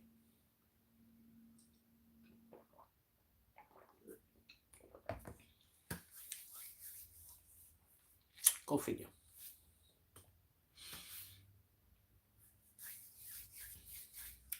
Go figure. Also, the worst part of Mr. Rogers' Neighborhood for me was the part that he was actually in, just so we could be clear. I only like the parts with the puppets. I'm a funny guy. I'm saying the realest shit right now, though. When I was a kid, I only liked the parts with the puppets. So I really only cared for when the fucking train went to Imaginary Land or whatever the hell that was. I only cared about that part. Shout out to Mr. Fred Rogers. Rest in peace. You actually did a lot of good in the world. And even though I don't remember a lot of the actual segments which he spoke in while I was waiting for the other things to happen, I do know that I acquired a lot of knowledge in those moments, and I appreciate them. Um, some of the best information or some of the best teachings we're going to receive is the things that we do um, without thinking about them. They've just become common. You know what I'm saying? So we're not even actively thinking about it. It's just something that it becomes us. So that's another reason why they want to get to your kids early. Anyway, that's a whole nother conversation. With that being said,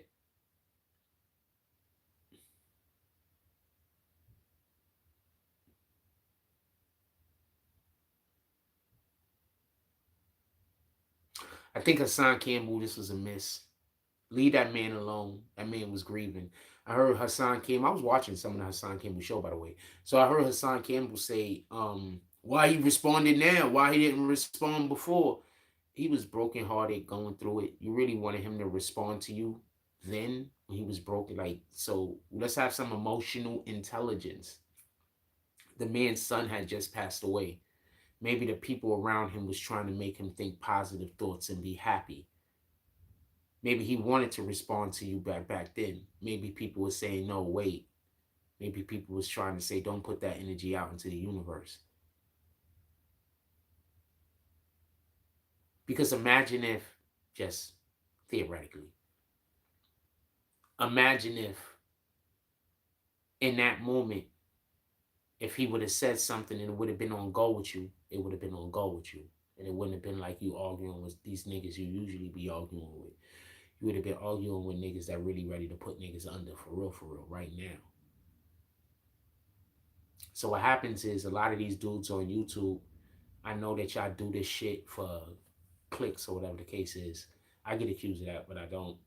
I know y'all do a lot of this shit for clicks and everything, but what y'all don't understand is, like, there's really people that they not playing with you.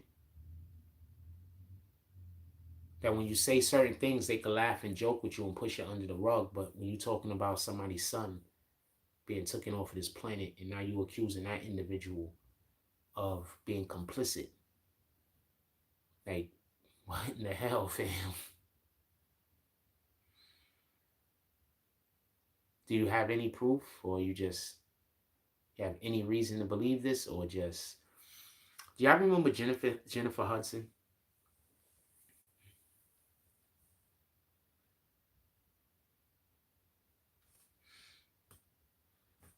I'll address that in 2 seconds, Arthur D. Glass. I did earlier, but I'll readdress that.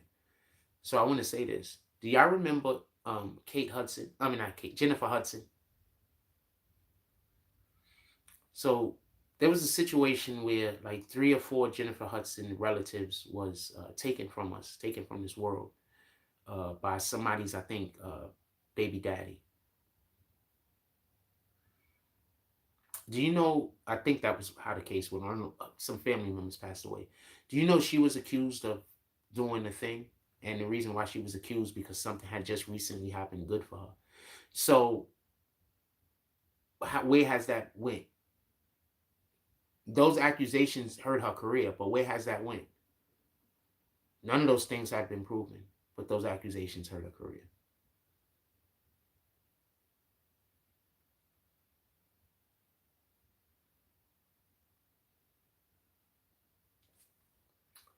So Arthur D. Glass says it's still corny to use Hassan trauma as a joke, as a shot back, just my opinion. He talked about his dead son, fam. He talked about his son that passed away, fam. How are you going to say Hassan's trauma is off the table when Hassan was talking about his son that passed away, that he was saying that he was complicit in the man being unalived? Just think about that for one moment. You my dude, so you know I'm not coming for you, but think about that 1 minute. So Gillie's son being taken away from the world permanently isn't off the table. But Hassan Campbell and his trauma is off the table.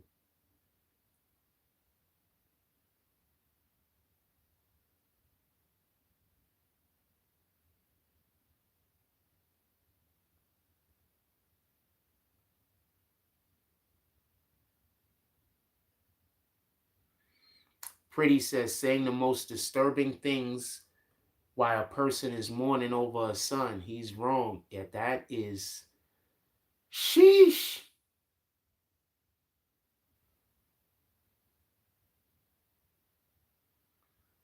One of the things that we should always have when we do this particular job is compassion.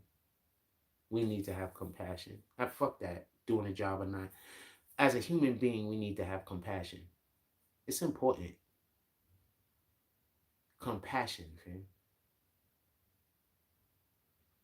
We're not talking about what Gilly could have did, Arthur D. Glass. That man talked about his son that passed away, fam.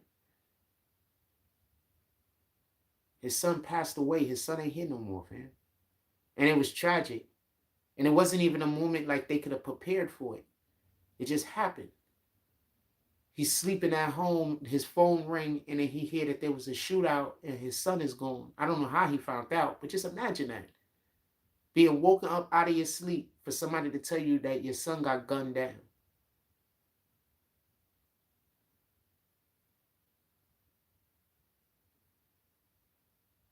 I'm not saying that he should have said anything to Hassan Campbell, just so we can be clear.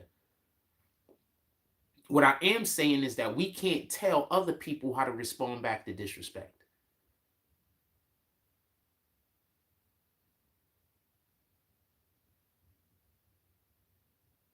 I didn't say that the things didn't happen. I don't know what clips you're talking about you saw.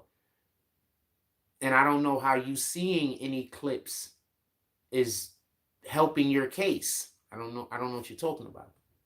I'm saying you can't tell a person how to respond back to disrespect. Like literally, you can't tell a person how to respond back to being disrespected. Like how are you like that? I don't know what part I don't understand. You can't tell a person how to respond back to disrespect, fam.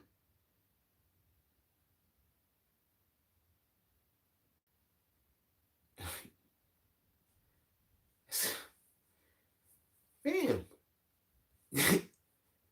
Damn. That's bananas, fam.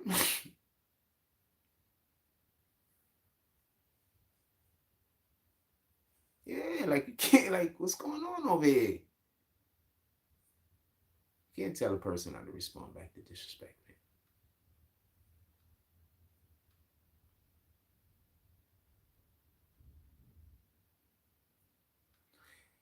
Yes, pretty. Hassan 100% came at Gilly first. Hassan made multiple videos talking about Gilly's situation with his son when it first happened. Hassan was on the internet, I believe, the very next day, if not that very night, talking about the situation. And not in a compassionate manner.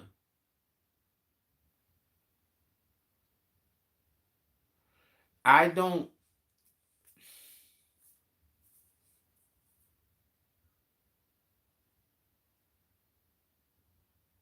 It's just certain things I don't want to say because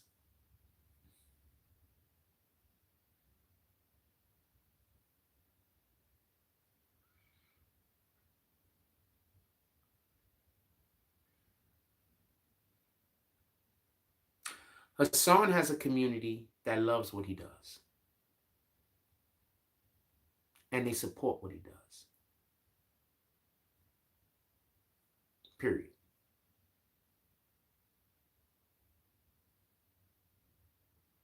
All of us YouTube content creators, damn near, the majority of us will be fortunate to have a community that supports what we're doing. That man has a community that supports what he's doing. I just think that he should be a little bit more compassionate. Oh, you've seen all of Hassan's clips. Yeah, I think it'll be nice if he was he doesn't have to be anything, but it'd be nice if he was a little bit more compassionate. It'd be I keep asking you to stop using the F word. I'm not letting the F word go through no more.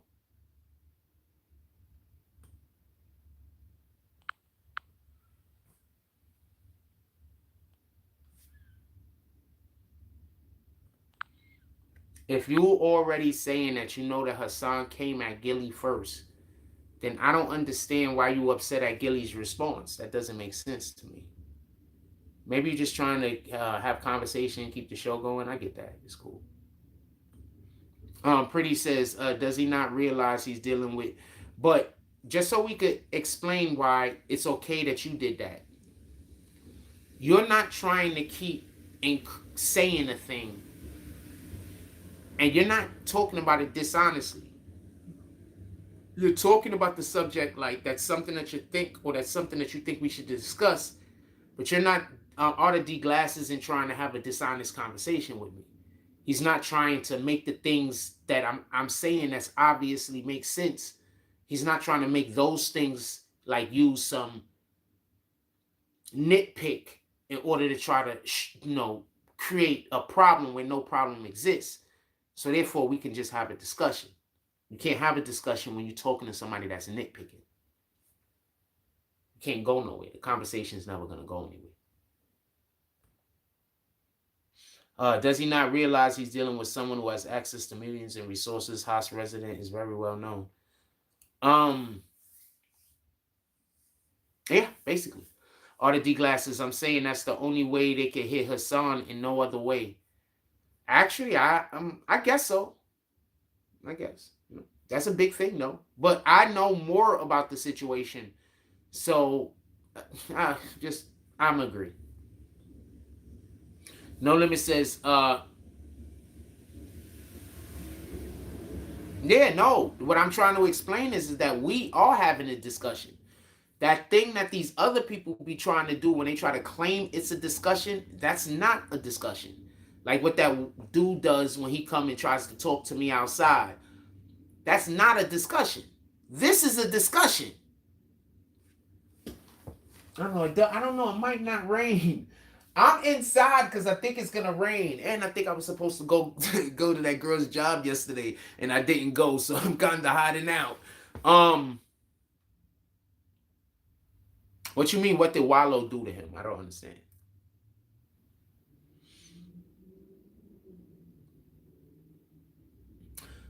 Even just now, he says people got their snot box rocks. I don't like when he says that. I don't like that. I don't like that. I don't think we should talk so callously about one another. I don't like that. It is what it is. This is just one of the rare times somebody ain't scared to talk back to Haas. I don't think that's not why people don't talk to him. Some people it's not worth talking to. And I think that, like, if somebody is just saying something that's blatantly wrong or blatantly, not saying Haas isn't worth talking to, just so we can be clear. I'm saying just in general, if somebody is saying something that's blatantly wrong, like, how much should you talk to them? They're saying something that's just blatantly wrong. See, if somebody is saying something that's a little off, our brain kind of tells us they just need a little bit of correction. Hold on, you almost got it. But if somebody is saying something that's completely off, our brain activates differently. It's more like like that, like, at least that's the way my brain works. Like, what the fuck is you talking about, weirdo? Part of my language. So I don't think that you can respond back to many things that Hassan Campbell says, because even in the way in which he say them, it's just, why would you want to get into that conversation? Like, why would you want to get into that conversation? Oh, he made fun of Wallow motivational clips. Yeah, he's not going to get any friends with that. He's not going to get any friends with that. Nah, Art, I'm actually telling you I appreciate what you're doing. I'm literally clapping for you, my brother. I'm literally applauding the work that you're doing and basically saying that I hope other people follow your lead. You do understand this, right?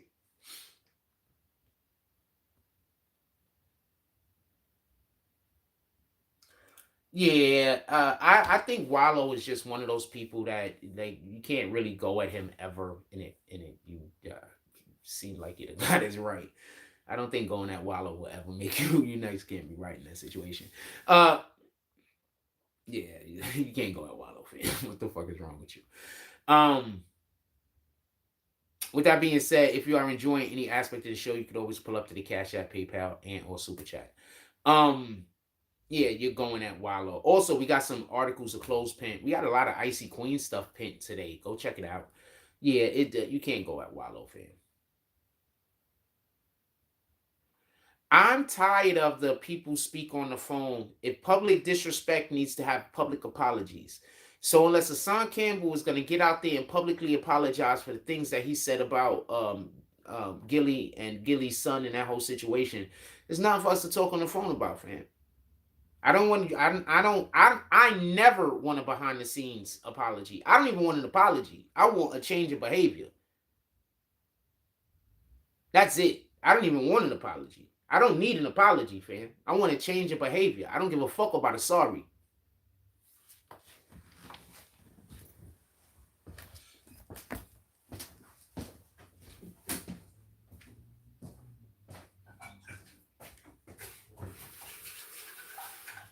Yeah, I don't care about a sorry. Y'all all concerned about all of these sorries people's giving out. I don't give a damn about a sorry. Most of the time, people just say, not most of the time, that's not fair.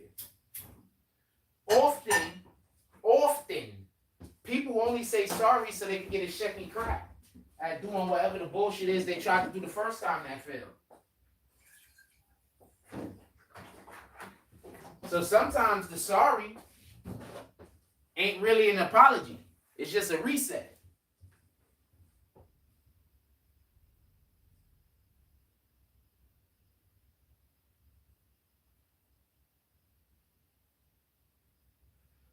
That's one of the reasons why when I worked in Bellevue, I was, they didn't fire me for the pool playing.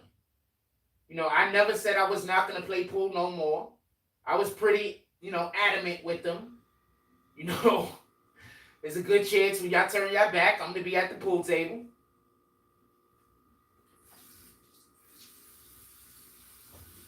I didn't bullshit them. No apologies, no nothing.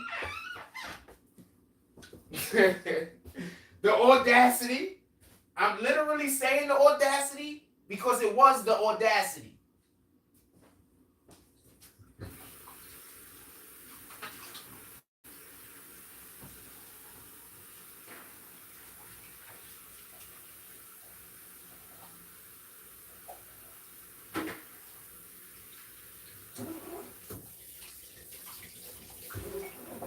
For lack of a better term, I was a lot younger And even though I did still have a really good bedside manner, I had put in a little bit of work for FJC. Those guys, I quit that job. I didn't get fired. I quit. And while I was quitting, my case manager, my site manager, whatever the guy is that's actually in the building, he was begging me to stay. I think he was the son of the guy that owned the company too. So I could have just worked there forever.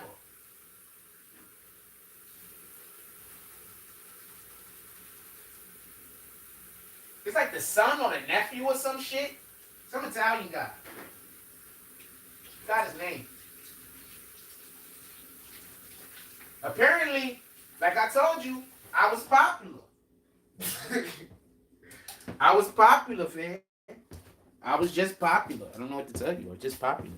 Yeah, so apparently, my case manager or whatever you call that, not the site manager.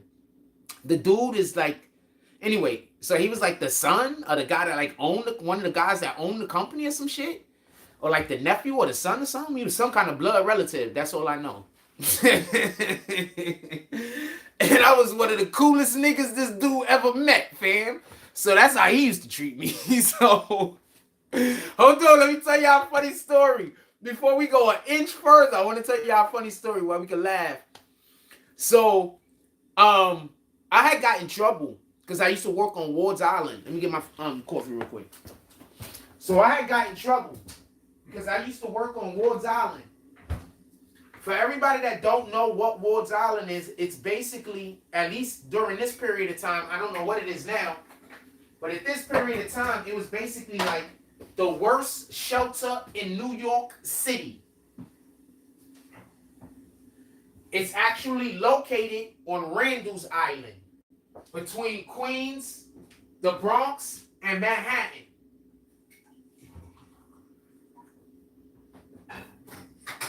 So I had got transferred from there. 2 reasons. I used to be at work speaking the Bible. The dude that was the head security guy there, because they have 2 head security guys there. It's different. It's because it's a big facility and it's dangerous. So they have to have 2 head guys. It's a long story. I'm not going to get into that. It's not the important part. The important part was the guy who wasn't the main guy, the guy who wasn't the main guy was Muslim. He hated the fact that I used to come to work and speak the Bible. He didn't like that. So one day he came to me and tried to try me. And basically what the conversation was is I'm a Hebrew Israelite, fam. So that was what the conversation was. I'm a Hebrew Israelite. So he Muslim. Once he heard I was Hebrew Israelite, not all Muslims is like this, but he got mad. So he already wanted me going. What ended up happening was one night some dude snuffed me and I didn't think. So like my reflexes took over. I end up hitting the guy. This is all fact, hand to God. I end up hitting the guy and the guy gets knocked out. So I don't get in trouble because the guy hit me first, and it's like mad witnesses. I was popular. All the witnesses were residents. There's only one person that saw it because it was at night. There was only one person at work that saw it. All the other witnesses was residents. Every single which one of the residents said, I did nothing wrong. The dude hit me first. He created the whole situation. Boom. I was popular for him. It had nothing to do with me helping the fucking the company. So the dude, the second guy, told the main guy that's the on-site supervisor to have me transferred because he didn't want me there anyway because I was a Hebrew Israelite. So that's how come I got transferred to Bellevue. So when I got transferred to Bellevue, I came with the reputation. You get it? So I start on a Sunday. I start on a Saturday. I don't work Saturday. I start on a Sunday. Sunday was my first day. I remember it because they start me on the 7th floor. That's the floor. That's one of the floors where they get the most action. That's the intake floor. Hold on, let me finish telling this story real quick. So they start me on the 7th floor. The 7th floor is 4 guards. On this day, they had the 3 guards that was there and 1 guy, because this is day off. This is the wild thing. This is how you know that sometimes God just moves the way God moves. So I started on it, and all of these dudes was like legacy niggas. Those was the main popular popping niggas in the whole building. So as soon as I pull up, I'm already a guy that when I worked at Ward's Island, I just did whatever I wanted to do over there too. I was in trouble all the time. So they used to make me go to the intake at Ward's Island so they could keep an eye on me all day. I used to hate that intake shit, fam. I swear I did. But they used to put me there so they could keep an eye on me all day. Because if I'm at the intake, I'm in front of staff. I can't go wander off. Anyway, when I went to Bellevue, so they put me with these guys. And what ended up happening is one of the dudes, that same Sunday or over that same weekend, one of the dudes ended up getting into some kind of accident and he can't come to work no more. So apparently I end up taking his spot just in general. So that was wild bananas. So yeah, that's why they never got rid of me. So they tried me the first day, Sunday, the second day, Sunday, Monday, the main supervisor came back. So they tried me. They called what's the need assistance? Not a 1013. A 1013 is when you need assistance, right? That's when you need assistance, I think. So they called it 1013. That's either assistance or a break, whatever it is. They called whichever the one is that mean that there's a fight. They called that shit. So we beelined it there. I was one of the first niggas there, but it was just a test. So yeah, I played pool whenever the fuck I wanted to play pool, and wasn't nobody gonna tell me I couldn't.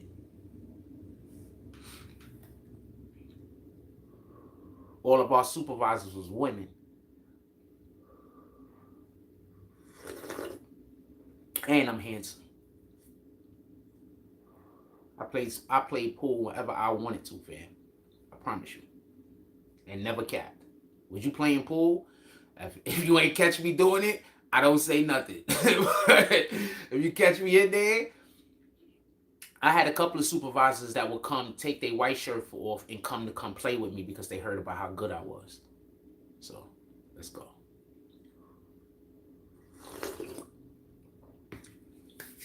Anyway. Let's get back to what we're talking about. What y'all want to talk about, put it in the chat. Yeah, so he was doing those, back to the Hassan Campbell, Gilly the Kid thing. So he was doing extremely long videos talking about this man losing his son and then trying to also say that he was complicit in his son losing his life. Fam, come on, man. We can't be on that type of time. We can't be on that type of time. We just can't, man. Like, there's just certain things that we should be more applicable. There's just certain things that we should be more common with. There's just certain things that we should be more common with, like showing compassion on one another. Instead of you see something going on with somebody, you like, fuck them. You understand? Like, that gotta go the way of the dinosaur, fam. That gotta go to the way of the dinosaur. I'm talking to somebody yesterday, and the dude said, fam, you talk about God all day. Don't you gotta expect for Satan to attack you. And then I'm busy thinking to myself, well, yeah, I do expect Satan to attack me. I just thought God was supposed to be a little bit more help. But yeah, I do expect Satan to attack me. With that being said, if you want to support this platform, you could always pull up to the Cash App, Super Chat, and or PayPal. And we got a couple of items. Could I tell you the items today? We got a couple of items pinned. I'm going to go over them real quick. We got our Icy Queens Pixie Series leggings. There's multiple colors, but right there we have our, I believe that's like a yellow. We have our BBN Apparel I Am Him hoodies. There's a ton of them up there. Go check them out. We got our Icy Queens Pixie Series cropped hoodie. Go check them out. I promise you your woman want one of those. I promise you your woman want one of those. And when you go check out any of these pieces of items that I tell you, there's something on the front and there's generally almost always something on the back also. So look at both before you decide no or even yes. We got a Team Green Classic crew neck comfortable t-shirt. We got an Icy Queens Pixie Series 2 woman premium hoodie. This is a different one than the other hoodie. This is a premium. We also got some more Icy Queen Pixie Series women's comfort tees up there. Go check it out. And like we said, we got them bucket hats. Some girls be looking cute in them bucket hats. We got the Icy Queens Pixie Series 2 bucket hat. Go copy, give it to your girl. Tell her you knew what I knew what you want. And for everybody that don't know, I put the shorts under the BBN Trucking Series 1 pullover print men's swim trunks. The back of those shorts matches the Icy Queens Pixie Series Bucket 2 hat. And I did that for a reason, just so we could be clear. And part of the reason was so that you could walk with your woman and match her. I get it? So the back of the shorts for the BBN Trucking Series 1 all over print men's swim trunks, the back actually matches the Icy Queen Pixie Series bucket hat. I did that on purpose. Then we got some other Icy Queen stuff. Go down there, check it out. We got some leggings. We got some crop top Series 2 hoodies. Go check it out. I'm pretty sure you'll find something you love.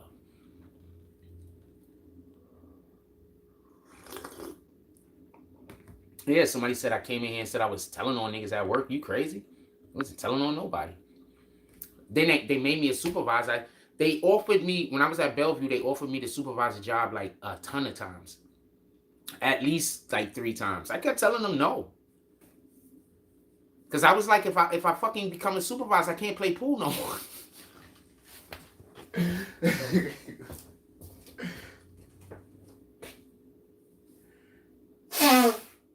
Fam, I'm playing pool most of the day. Fam, I'm playing pool most of the day, fam. I get on my post on the 7th floor, and I had to be on the 7th floor because Ballot said I had to be on the 7th floor, just so we could be clear. She said I had to be on the 7th floor. They took me up the 7th floor one time. Miss Ballot went down to the office. So hold on. So they took me off the 7th floor. I was called Ballard's Boys, by the way. I was one of Ballard's boys. So yeah. We used to stand in front of her door, and if anybody get out of the line, then it is what it is. But I was one of Ballard's boys. So hold on. This is all facts. And you can go ask anybody that worked with me what type of time it was, just so we can be clear. We talking about in the real world where shit is happening. So one time, one of the supervisors got mad at me. So 2 things happened. So first, they came up to the floor. And one of the supervisors says, if Seabrooks, that's me, if Seabrooks is in that pool room playing pool today, and looked at the other guards and said, all of y'all getting in trouble. So y'all better keep him out of that pool room. I am not capping.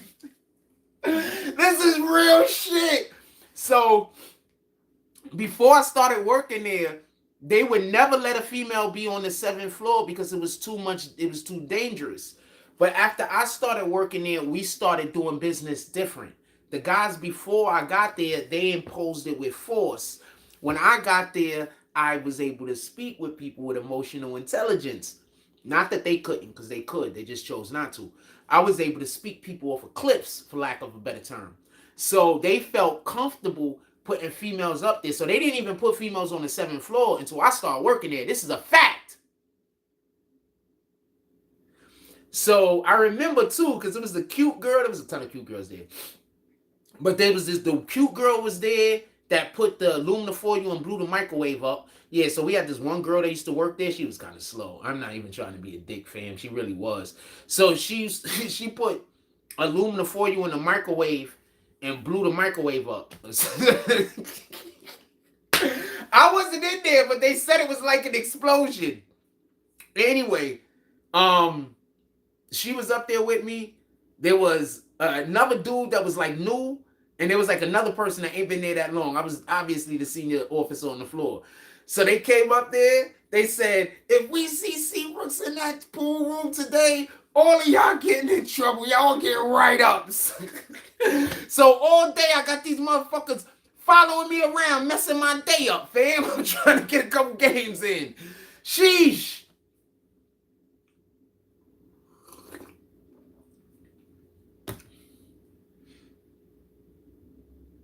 I was telling y'all that story to tell y'all a different story, but I forgot the second story. I forgot which was the second story I was going to tell. But sheesh, fam. In any regard, so they put me on a whole different floor. Because like I told you, they knew I played pool, and I just was going to, there was nothing they could do about it. I'm going to play pool, fam. Once y'all niggas go downstairs, I'm going to go take my turn. This is all facts. This is all facts. Once y'all dudes go downstairs, I'm going to take, okay, so I'm going to tell you how it really was, real quick. So, if we did a television show about my experience and my time in Bellevue, I promise you, I got at least 5 years. I didn't even work there for 5 years, but I got at least 5 years of content. I promise you. I promise you. So, a whole nother day, they was like, we tired of SUBCRIBE playing pool all day. So they moved me off the floor and they put me somewhere else. So Miss Ballard went to the floor and she ain't see me. So she was like, where's SUBCRIBE at? I saw him in the building today. Why ain't he on the 7th floor? Because when I'm on the 7th floor, there's no fights. When I'm on the 7th floor, everything goes smooth. I'll be the only person on the floor, everything goes smooth because I treat everybody with respect. So if somebody start acting crazy, niggas just go over to them. Nah. We're not doing that. So me being on the 7th floor is literally beneficial to everybody. I'm just telling you what it is. So she was like, where is he at? I think I was on, they put me in one of those posts where they put you to disappear you. You know what I'm saying? Like for punishment. You understand what I'm saying? They know they saw me playing pool too much. They mad I don't care.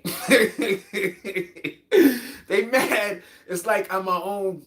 They mad I don't care. Basically, I don't care. I'm right. They've given me write-ups every day, and I'm writing. I did it, and then I'm signing my name. I'm giving them no explanation about nothing. I did it. I'm writing that, and I'm signing my name. Whatever, nigga.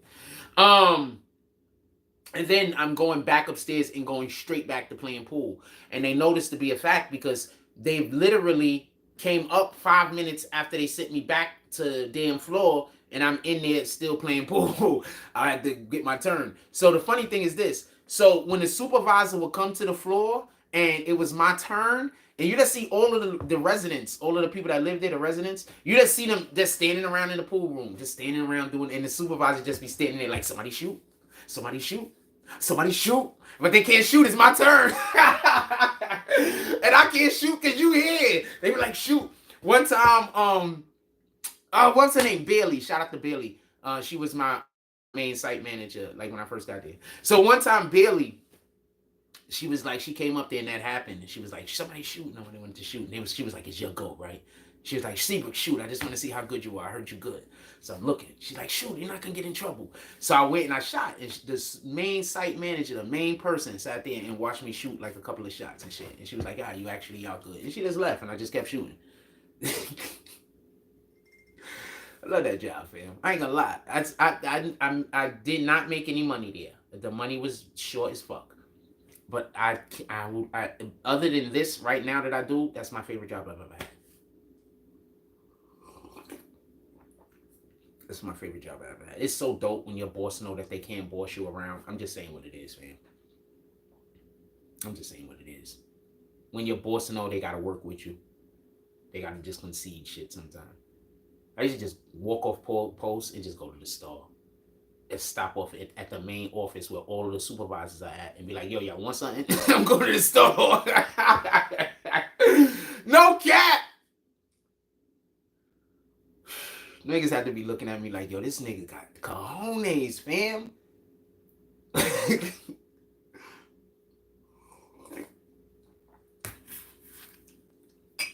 Anything y'all want to talk about, put it in the chat.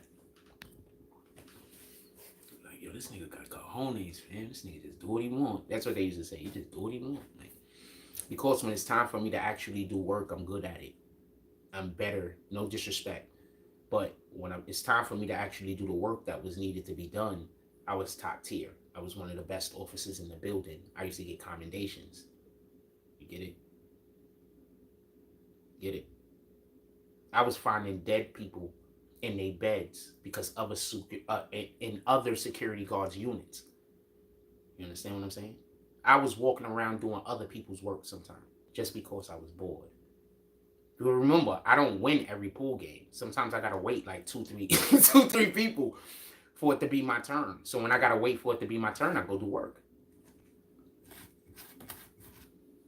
You know, like 20 minutes, 30 minutes. Sometimes, depending on how many people in the room, it might be 40 minutes until it's my go. You know what I'm saying? Why I gotta wait for my go? I go do work. I go work hard too. I make sure I'm doing a good job. I make sure everybody see me. I make sure I'm being competent. Everything. You know what I'm saying? Go do a good job. And then when it's my turn to shoot, I'm shooting, motherfuckers. It is what it is. Part of my language.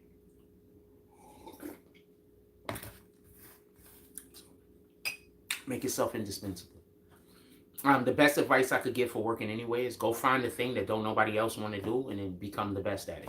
Master it. Do it better than anybody else could do it with a smile on your face. I promise you, they're going to keep you.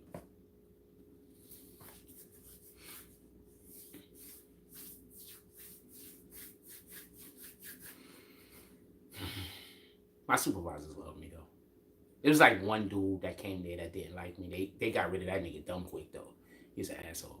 But my supervisors all love me. My supervisor was almost all women, too. So with the exception of like 1 or 2 people, my supervisor was always all women. Never had no issue. Never had no problem. I don't have an issue with a female in authority. And when you are alpha and when you a real nigga, I don't know how to say it, but like I'm a sigma more than anything else. So just the way that I am, you know what I'm saying, is dope when your bosses take leadership from you. You know what I'm saying? Like there was instances, and because we just talking a mess right now. There was instances where I used to work at where all of us would be standing around. Supervisors is there, I'm there, probably another guard. There's a situation going on, and I'm leading. You understand what I'm saying? What we all gonna do. You understand what I'm saying? I'm leading the conversation of what we all gonna do. And when we all break out and go do whatever we do, everybody is doing what I said we should do. You understand what I'm saying? They made a whole new role just for me. They made a new position called 7th floor rover. Because I was never on post, so they had to make a new thing. So one day, just so we could be clear, and this is how I found out about it. So one day, I was off because I told them I don't work on Friday and I don't work on Saturday neither. So I come back on Sunday and somebody was like, "Yo, I had your post yesterday." So I was like 7th floor. I think it was the southwest or whatever. I was usually like 7th floor southeast or some shit, right? So, or northeast or some shit like that, right? Northwest, pardon me, something like that. So I came and they was like, "Yo, so I had your spot yesterday." I was like, "Word?" He was on the 7th floor, like 7 northwest or whatever. They was like, "Nah, it was 7th floor rover. That's what you are, right?" I was like, "What?" Like, yeah, the 7th floor rover, where they just, you could just go all around the building and yeah, they gave me your spot yesterday. I was a 7th floor rover. They was calling me to do this, calling me to do that, and the nigga was happy. And I'm busy thinking to myself, my dude, all of those times they be saying my name on the radio, they're not always calling me. Sometimes I'm just not where I'm supposed to be at. That's why you hear my name on the radio all day. I'm not where I'm supposed to be at. They're calling for me to get back to post often. And the other times you hear me on the radio is probably when I'm not where I'm supposed to be at, and I just happen to stumble onto some shit that we should know about, so I'm calling the supervisor. So, like, I don't know what they was doing with you, fam, but that's shout out to that shit. I don't know what to tell you.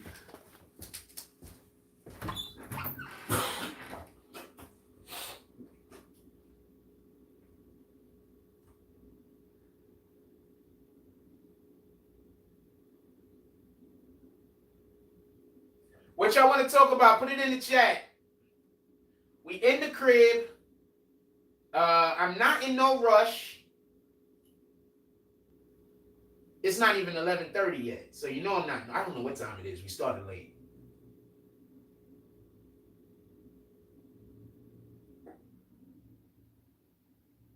We started like 9:30 today, and it's already 2 hours, so it's about 11:30. Is it going on 12? It's about 11:30, right? What time is it? Ah, it's going on 12! Ha ha!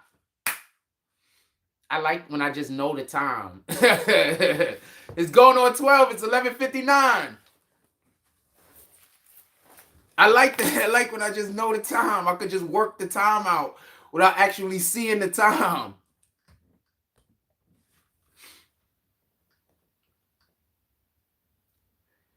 You wanna get rid of the Bounce Dale inspiration?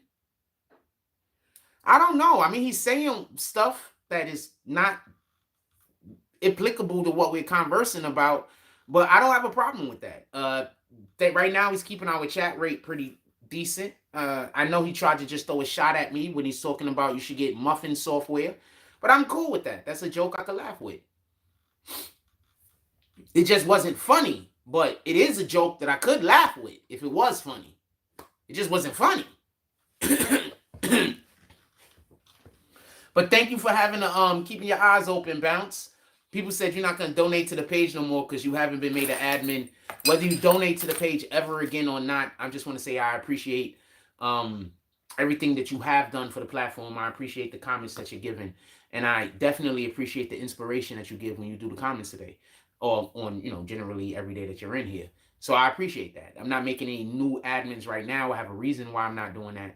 But, yeah, I have a reason why I'm not doing that. It has nothing to do with you, by the way.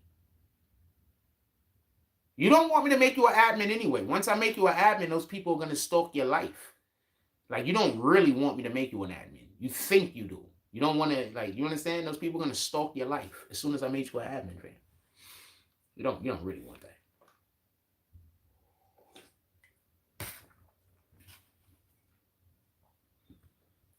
Every person that said that they wanted it didn't want that. You understand?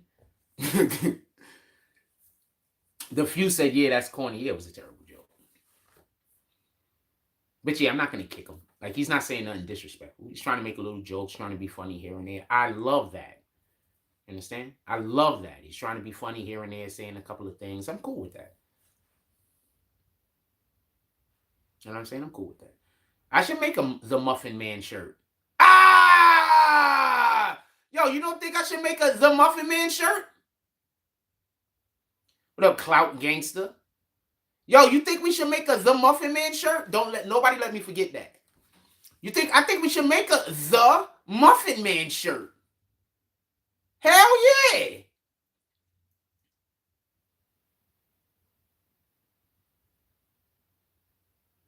I like that.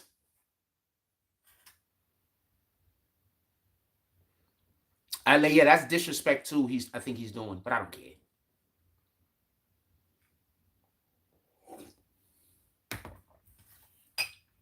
I don't usually be mad at the disrespect as much as I'm mad at the vulgarity and the audacity. You understand? That's what I'm generally upset at. Or perturbed by. Or, whatever by.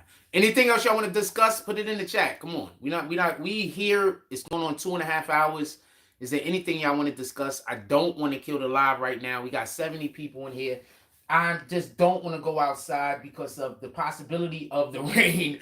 I don't really want to deal with it. Also, it's like a weird, sweaty, humidity, cold outside. You know when it be humid to the point where you sweat? Like, anyway, it's like a weird, humid shit going on outside, but it's hot. I don't like it.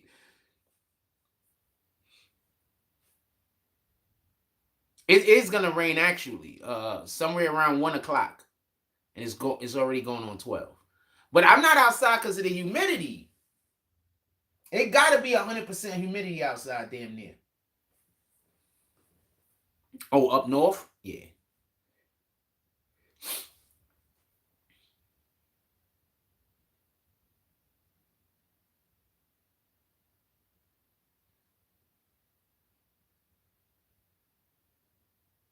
Don't spam, please. Please don't spam.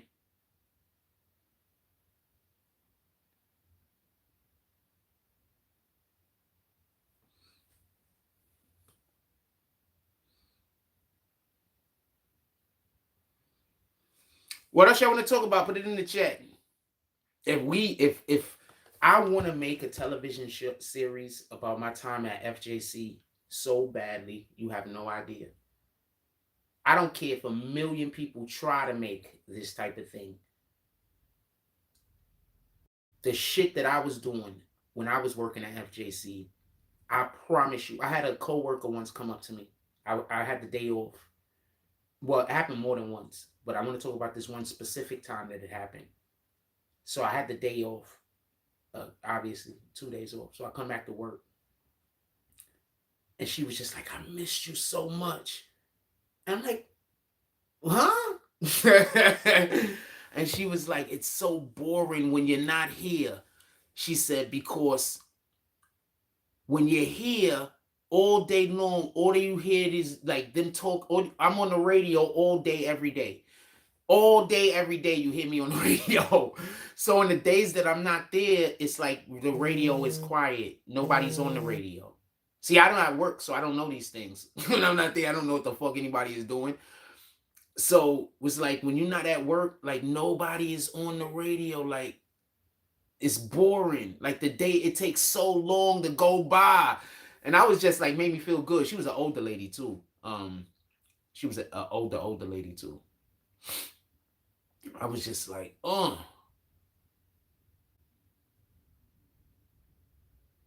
like, okay. It made me feel good about myself. She was like, "Miss," she was just so happy when she saw me too. And she literally, her post every day, because she wants it, is this post where she doesn't come into contact with anybody because she just want to come to work for the money, which she should.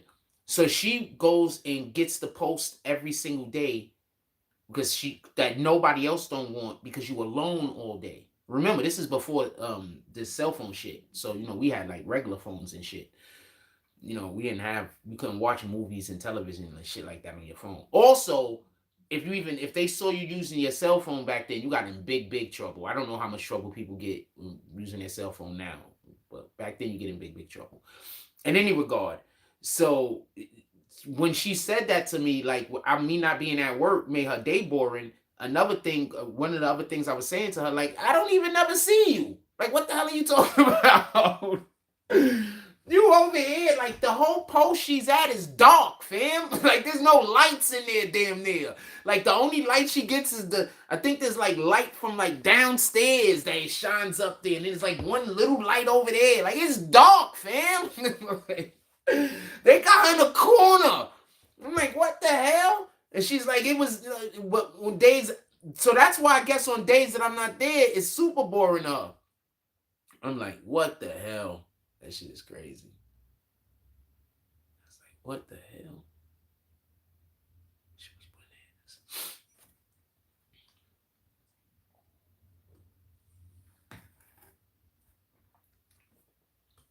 She was bananas. Did I talk about the subway clapper sentencing? Dude could bring up King Will. Shout out to King Will. So, dude, if y'all remember, I believe it was during the height of the pandemic, we had the individual, I think it was the height, we had the individual, the black guy that went onto the subway and had the assault rifle or whatever the hell he had, and he had handguns too and just started shooting everybody. He just got life. I think he injured 11 or 12 people. He just got life. They're putting him away forever. Now, there's a thing that I want to say. Did you see his eyes? His eyes looked dead as hell, fam. His eyes looked like his brain was fried, fam. Our brains can get fried not even from drugs. Our brain can get fried just from looking at something too much and changing your brain chemistry. The things we experience cause for our brain chemistry to different aspects of our brain to activate. Like if you're constantly experiencing depression, different aspects of your brain is going to activate. If you're constantly experiencing happiness, whatever, your brain, the things that make your brain fundamentally what it is, can change from what it is into something else. So what it looked like to me is, I don't know if that dude might have had a porn addiction. I don't know if that dude, what the fuck was wrong with that guy. But it looks to me like he fried his brain.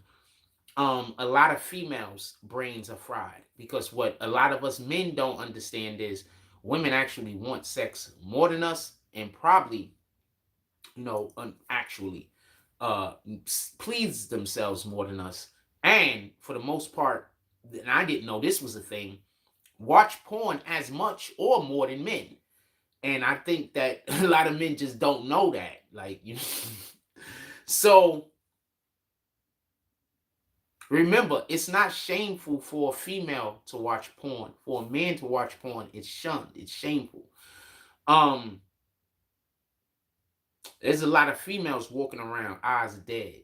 There's a lot of men out here in the street walking around eyes dead. These kids is not even walking around nowadays with their eyes dead. You understand what I'm saying? So you don't never know.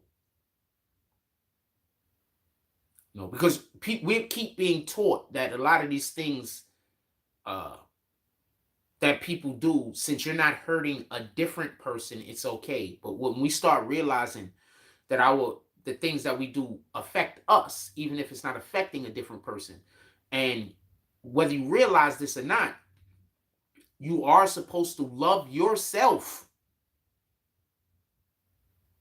The only thing you're supposed to love more than yourself is God and Jesus, fam. You're supposed to love yourself. Stop letting people convince you into believing that you are supposed to love others more than you love yourself. If you don't love yourself, how could you do God's work? If you don't love yourself, how can you do your purpose? If you don't love yourself, how are you going to prevent yourself from being around toxic people? See, when we start thinking outwardly as we have to love that person and we have to love that person, one of the things that happen is we don't think about how we have to love ourselves. They got us believing that loving yourself is selfish. You're going to have family members that something is going to be going down and you're going to be showing self-love, and they're not going to say it's self-love. They're going to say you're being selfish because you're not doing the thing that's going to benefit them. I'm just saying what it is, man.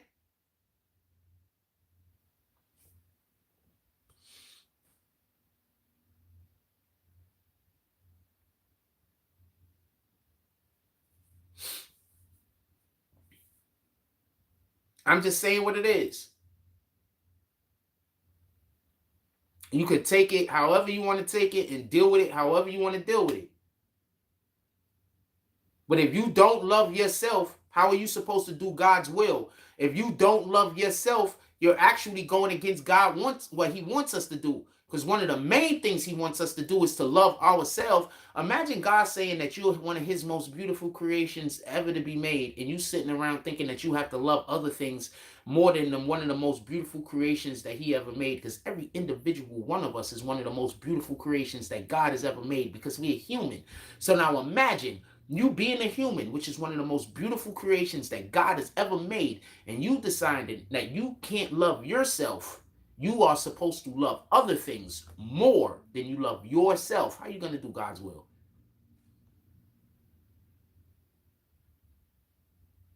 We're supposed to sacrifice. Yes. We're supposed to think about others. Yes. We're supposed to help people whenever we can help people. Don't get this confused. We're supposed to do all of those things. Don't get this confused. But one of the main things we're supposed to do is love ourselves.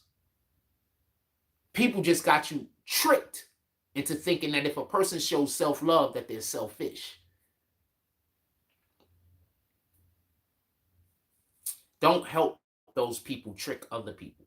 That's all I can say. Those people ain't gonna stop what they doing. Don't help them. Anything else y'all want to talk about? Put it in the chat. Somebody said, didn't I find a computer? Yeah, and I also videotaped myself bringing the computer back to a school.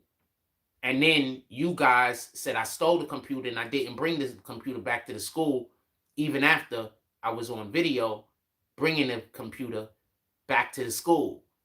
So that's the computer you're talking about? The computer you want to say I stole, that I have on video me taking back to the school?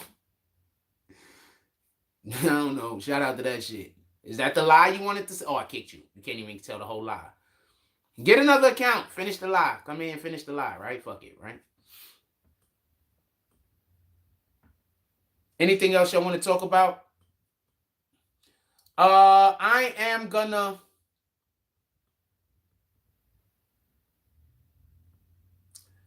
Bounce said we should kick Dale Inspirion, however you say that shit.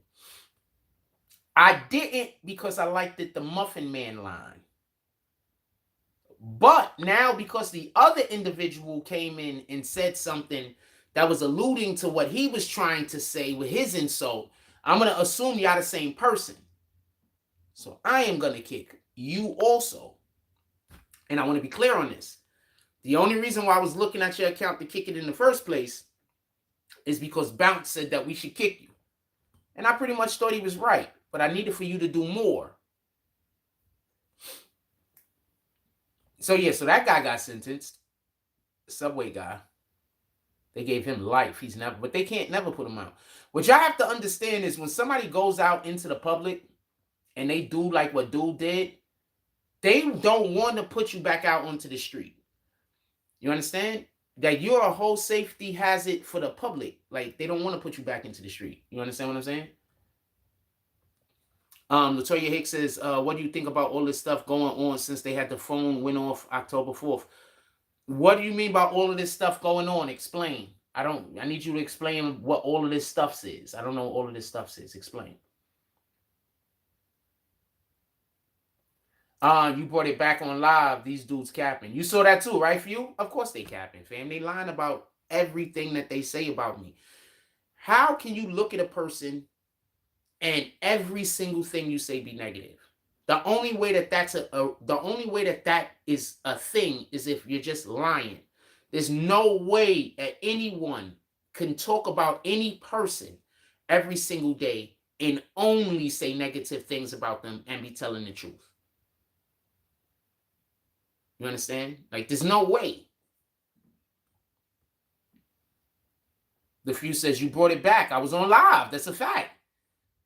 Yeah, they was working together. But I'm just pointing out that shout out to Bounce, because Bounce made that comment is why I paid extra close attention to what dude was doing. I just wanted him to know that he is valued. I know he's trying to figure out how to become an admin, and I don't understand why that's so important. So I don't understand why that's so important. Like, I don't get it.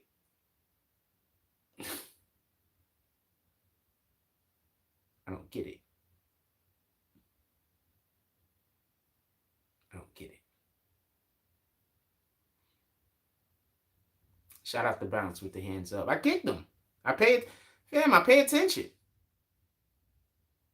I just also have to remember I can take people's advice, or I can hear people's advice, but that doesn't mean I should act on people's advice every single time they give me the advice immediately. That's crazy. He says, yeah, I don't see how they'd be able to justify letting him go even if he didn't delete everyone. I don't think anyone got deleted. I think everyone was injured. That's one. Two, this individual can't be in public. He's the definition of a public safety hazard. Like, the definition. Right? Because besides the firearms that he actually used, he had more with him. Right? Correct? So besides the guns that he actually used, he had more weapons with him. He possibly had grenades also. I couldn't be a police officer. If I was a regular police officer, I'd walk around with grenades. I promise you. I'd have grenades on me, fam. If I was a regular police officer, I'd have grenades. As soon as I get into any shootout and y'all niggas start shooting for real, I'm throwing a grenade. I'm not even playing with you. I'm not even playing.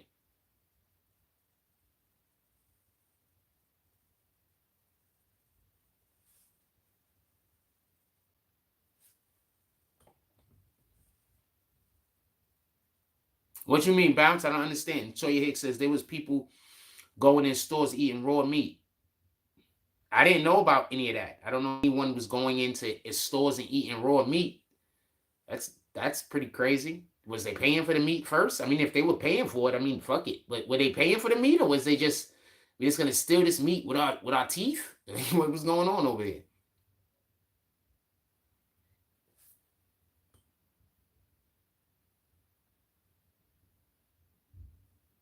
Saturday morning tomorrow. Wait, Saturday tomorrow though, none different. I don't understand what that's supposed to mean. All the D glasses laughing at it, and this guy says Call of Duty style. I don't. Oh, you mean dude with the guns? Yeah, he had a ton of weapons. Like, oh, you talking about with the grenades? Hell yeah, I'm throwing grenades, fam. Oh, tomorrow's a new day. Yes, absolutely. I'm throwing grenades, fam. I'm throwing all of the. I'm not playing with you. I'm gonna be a police officer. I'm gonna have my grenades right on me, fam. I'm gonna have a sign on me that say I carry grenades. So you know, right when you standing there talking, I got grenades, fam. You don't like, so that's what we doing. I got grenades, fam. That's what I'm doing.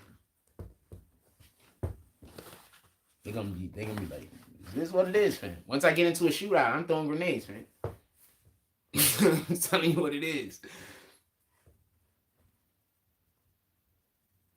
Telling you what it is, fam.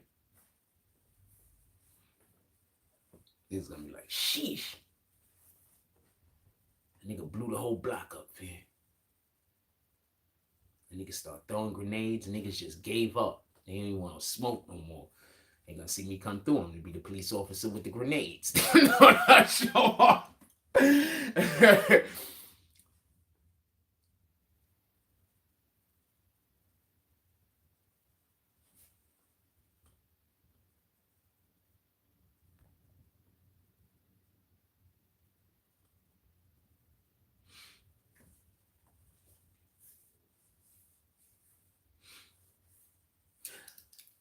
This channel has to be doing so much better before I add another admin that I can't even explain it. All of our problems have started from admins, damn near, and people who have been a part of this platform. So I know that there are people that are absolutely supportive of what we do over here. But we have to be doing so much better than we're doing right now before I even decide to pull up and get another admin. And that's just what it is. It has nothing to do with donations. It has nothing to do with participation, nothing to do with anything other than we have to be doing better as an entire platform before I can even do another admin. And that's just what it is, just so we could be clear. Just so we be clear. Somebody said they could look at my face and tell whether I'm lying or not. You don't even know me. Like, somebody said, hold on, I'm just gonna just say this real quick, just so you can understand how crazy people are.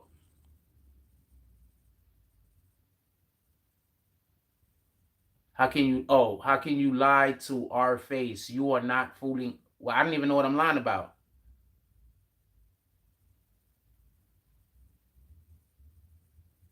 I have no idea what I'm lying about. Yeah, go call in over there. I don't care. Call in, do whatever you're doing with weirdos. None of that matters to me.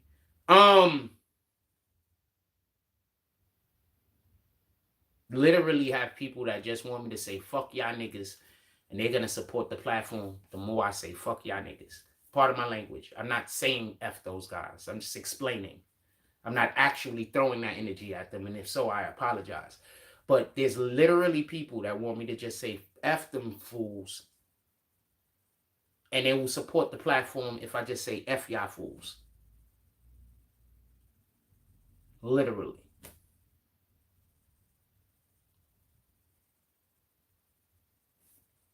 So I don't care who calls into your platform.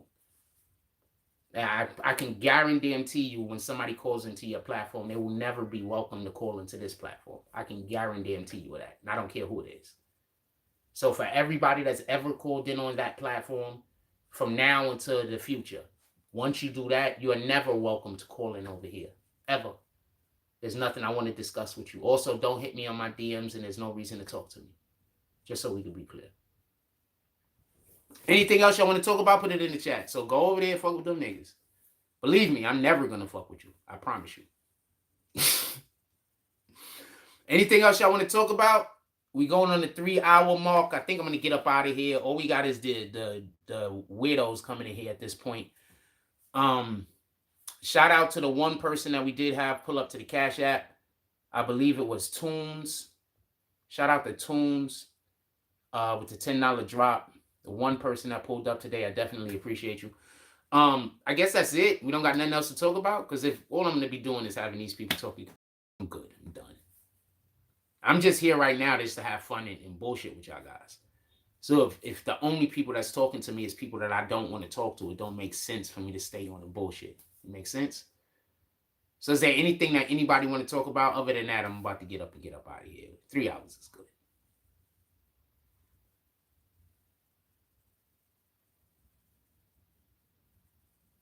There's no reason to stretch it. Only person that even came up and pulled up to the Cash App was Tunes. So there's no reason to stretch it. 3 hours is good. Anything else y'all want to talk about? Put it in the chat. We're going to get up out of here. It ain't got shit to do with how many people in the room. So for the people that hate me, that think I'm going to stay on because now y'all just coming back to the room so it look like the numbers is going up, I don't even care about that. Anybody else, anything y'all want to chat about, put it in the chat. I don't even care about that, fam. I don't care if the numbers go up to 200 right now. I don't even care. Anything else y'all want to talk about, put it in the chat. I'll give y'all a couple of minutes to have a thing to say. If there's another thing you want to talk about. If not, I'm going to get up out of here.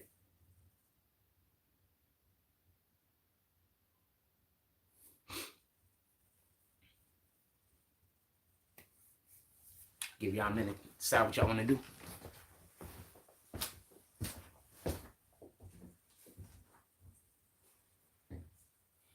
I had a bacon, egg, and cheese this morning. So it took 3 miles. That's how far I walked. So I had a bacon, egg, and cheese this morning. That shit hit the spot. I ain't gonna lie. I was thinking about buying another one. I will. You know what? I don't want to stay outside, but I will walk to the store to go pick something up. And we getting, I guess, what's the closest place that we could go to that's cheap for participation purposes if y'all want to keep the live going? I guess I will walk to like go get a muffin or something. I will walk to go get a muffin or something like that. But other than that, yeah, I'm ready to go. I will walk to go get a muffin or something. What's bet for? Tekashi been silent, no music controlling. Oh shit, you just brought up a good topic. Did y'all hear about Will Dunnett? What's his name? Will Got Dunnett? Will Dunnett Got? What's that guy's name? Will Do It? Will Do It? What's that guy's name? He was the guy she's friend. I don't know that guy's name. Anyway, his name's a sentence. So he's come out, and I wanted to talk about this the other day, but I didn't want to talk about this to bash Tekashi specifically. I wanted to talk about this is because he basically said the same thing that I've been telling y'all for years. These rappers, that money they be giving away, that don't be their money. Steve Will Do It. Appreciate you. That money that those guys be giving away, that don't be their money. That don't be their money. That be a publicity stunt type situation. And I'm not mad because that money doesn't get given away if these individuals don't have the appropriate celebrity to make these companies want to do a giveaway through them. So I'm not angry at this. I think that's nothing to be angry over. But no, the money that Tekashi and all these other rappers be giving out, the places that they give out the money at, yeah, that don't be their money. They be capping. But I've been told y'all that. Remember, I've been telling y'all this for like 6 years, fam. So shout out to Steve Will Do It for basically confirming something that I've been saying this whole entire time. Do y'all notice how often I tell y'all something and then I got to hear all of the I'm lying, all this I'm lying. And then somebody flat out comes out and says that and say the same thing that I said. How often does that happen? That literally happens all the time, fam. Like literally. I'm constantly telling y'all some shit that everybody either don't know or some shit right before it happens. Constantly. Said, this was kind of humorous. Said that 6ix9ine went and all he had to do was play video game for 1 hour a fucking week. They fronted him $2 million. He took that $2 million, went and bought Birkin bags for some chicks because he wanted to bang them because they was his ex-girlfriend's friends. Nigga, I can never put that much energy into being petty. I just couldn't. So you went and did something dope. You got a deal to play video games 1 hour a week. They fronted you $2 million. And then you took that money and went and bought Birkins for a whole bunch of bitches to make another bitch jealous? What in the hell? So, I don't know what to tell you. I don't know how true that is. That Steve Will Do It said it. I don't know how true that is. But, fam, that's not it, fam. That's just not it. That's not it at all. That's not it. Bounce, what you said bet to? I'm trying to understand what happened over here. He's like, bet.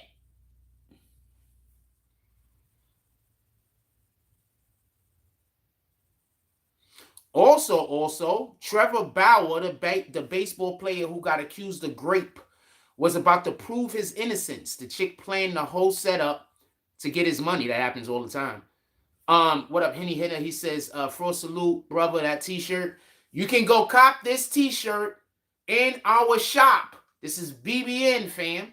Go cop your BBN morning coffee t-shirt. Some people just be ridiculously blessed and fumble the brown bag. I'm going to tell you what happens. Yes, also. But I'm going to tell you what happens. When Satan is trying to do some weirdo shit, disregard my comment, please. Copy. When Satan does some bullshit, everything that Satan does to destroy you, God can use to build you up.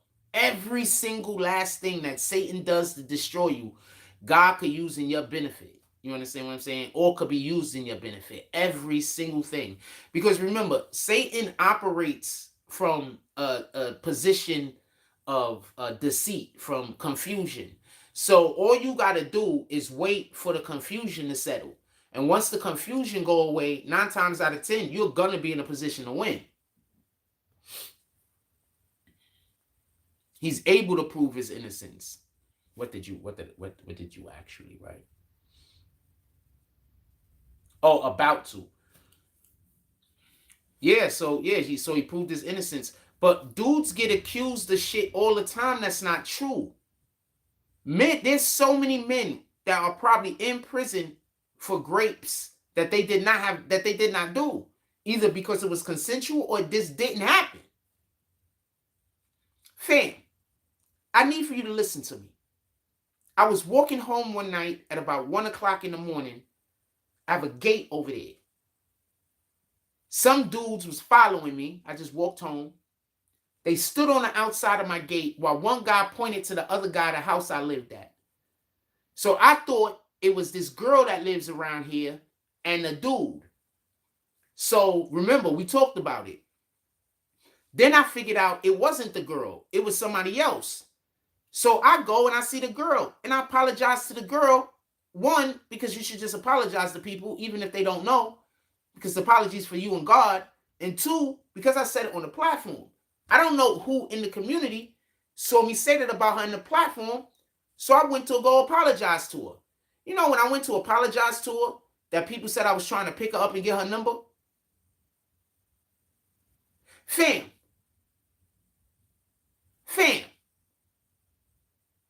So what you got to understand is there's always confusion and bullshit going on.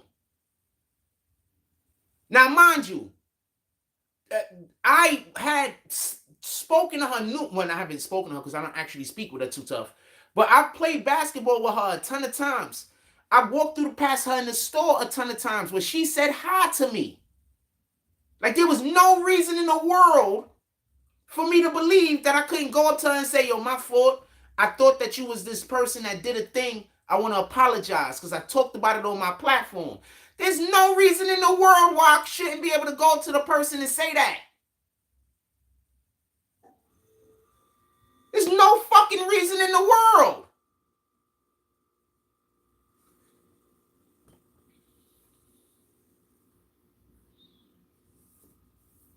Diffusers, grape charges are easy to get if you're not careful. That's another reason why men got to stop just being open to bang anything that's ready to spread their legs. I don't care how much you want to give me something if I don't want it, fam. And I don't want everything. Like there's this one chick over here, super cute. She said she get off at 2. I like her. I like the way that she talks to me every time she speaks with me. She's so nice. She's not necessarily a nice person to everybody, but when she speaks to me, she might have some hard edges. She ain't, you know what I'm saying? But when she speaks to me, she's always so nice and so compassionate. I like the way she talks to me. And she's super cute.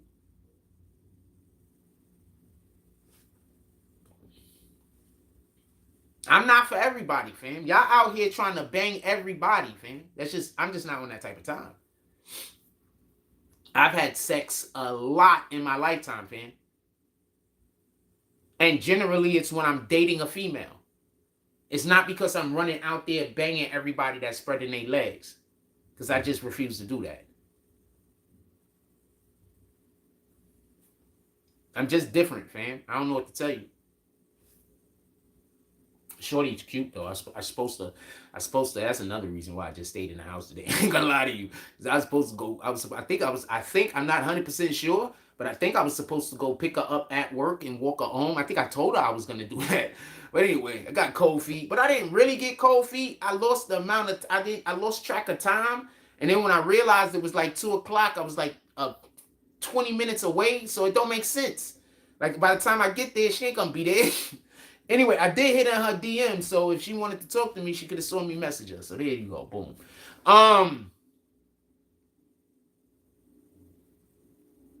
Yeah, grape charges are easy to get if you're not careful, but you shouldn't be trying to bang everybody, fam.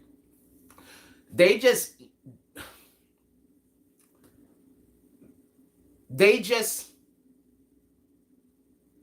turn the woman into the prize. The woman isn't the prize, the man is the prize.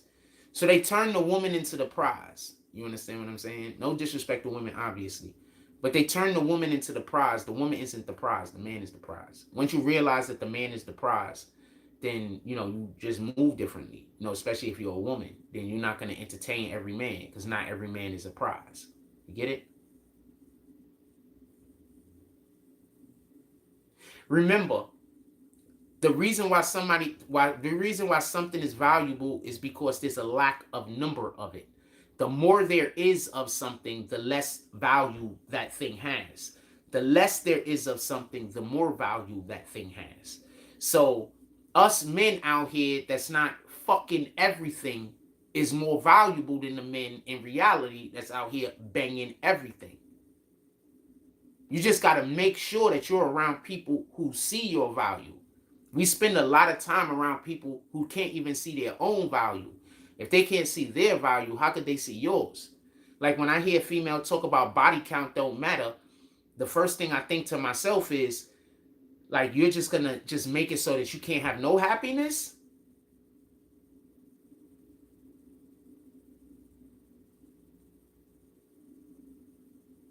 Because what kind of man are you going to meet that's going to treat you well that don't think body count matter? Because if a man don't think body count matter, I promise you he don't got respect for women. And that's the part they're not telling you. That's the part that they're telling you, but they're not telling you. If a man says that your body count don't matter, he don't value you, ma. He's okay with that man, that man, that man, that man, that man, that man, that man, all sticking salami in you. He don't value you. If he valued you, that would matter to him. You understand? So he don't even respect you.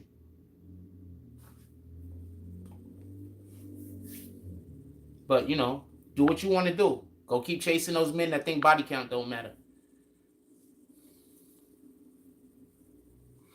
Anything else y'all want to talk about? I'm going to get up out of here. Well, I don't want to get up out of here. Anything else y'all want to talk about? We got 3 hours in. There's a couple of things I got to do today.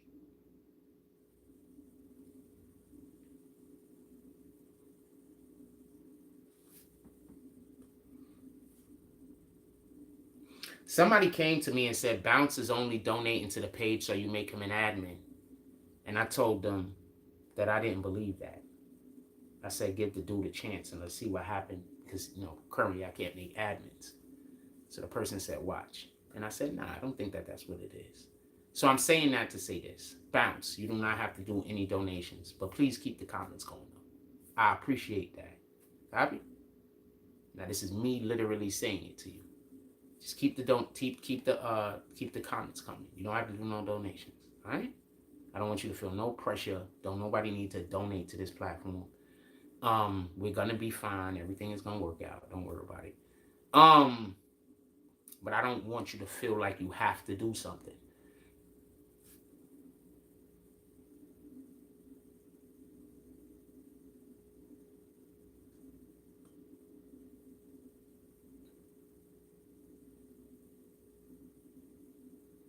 Oh, I just wanted to say that, just so we could be clear. With that being said, that was something that was on my mind. With that being said, because people try to make it seem like I tell people that they have to, donate to the page. You don't have to donate to the page, man. It fucked up that a lot of people believe those lies, but you don't have to donate to the page. Obviously, I want people to donate to the page, obviously. But you don't have to do anything. But obviously, I would love people to donate to the page. Like right now, watch this. Yo, King Will, how you doing, my brother? We could use some support today. Pull up to the Cash App.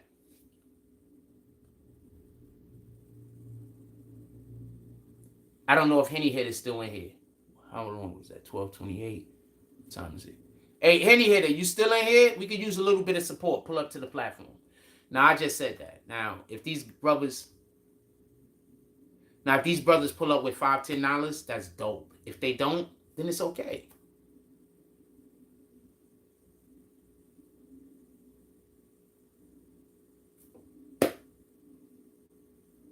With that being said, we do got to get out of here, though. No, you good. Don't worry about it. I just wanted to prove a point. You know what I'm saying? I just said the two names that's up there. I didn't want to say the few, but I just scrolled back and said the first two names that I saw other than the few.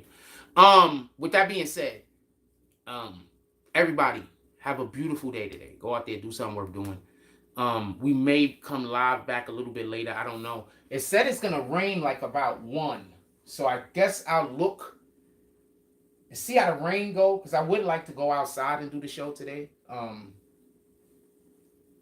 It's just muggy as hell, fam. I already did a 3-mile walk this morning, and it was just muggy as hell. Just so muggy.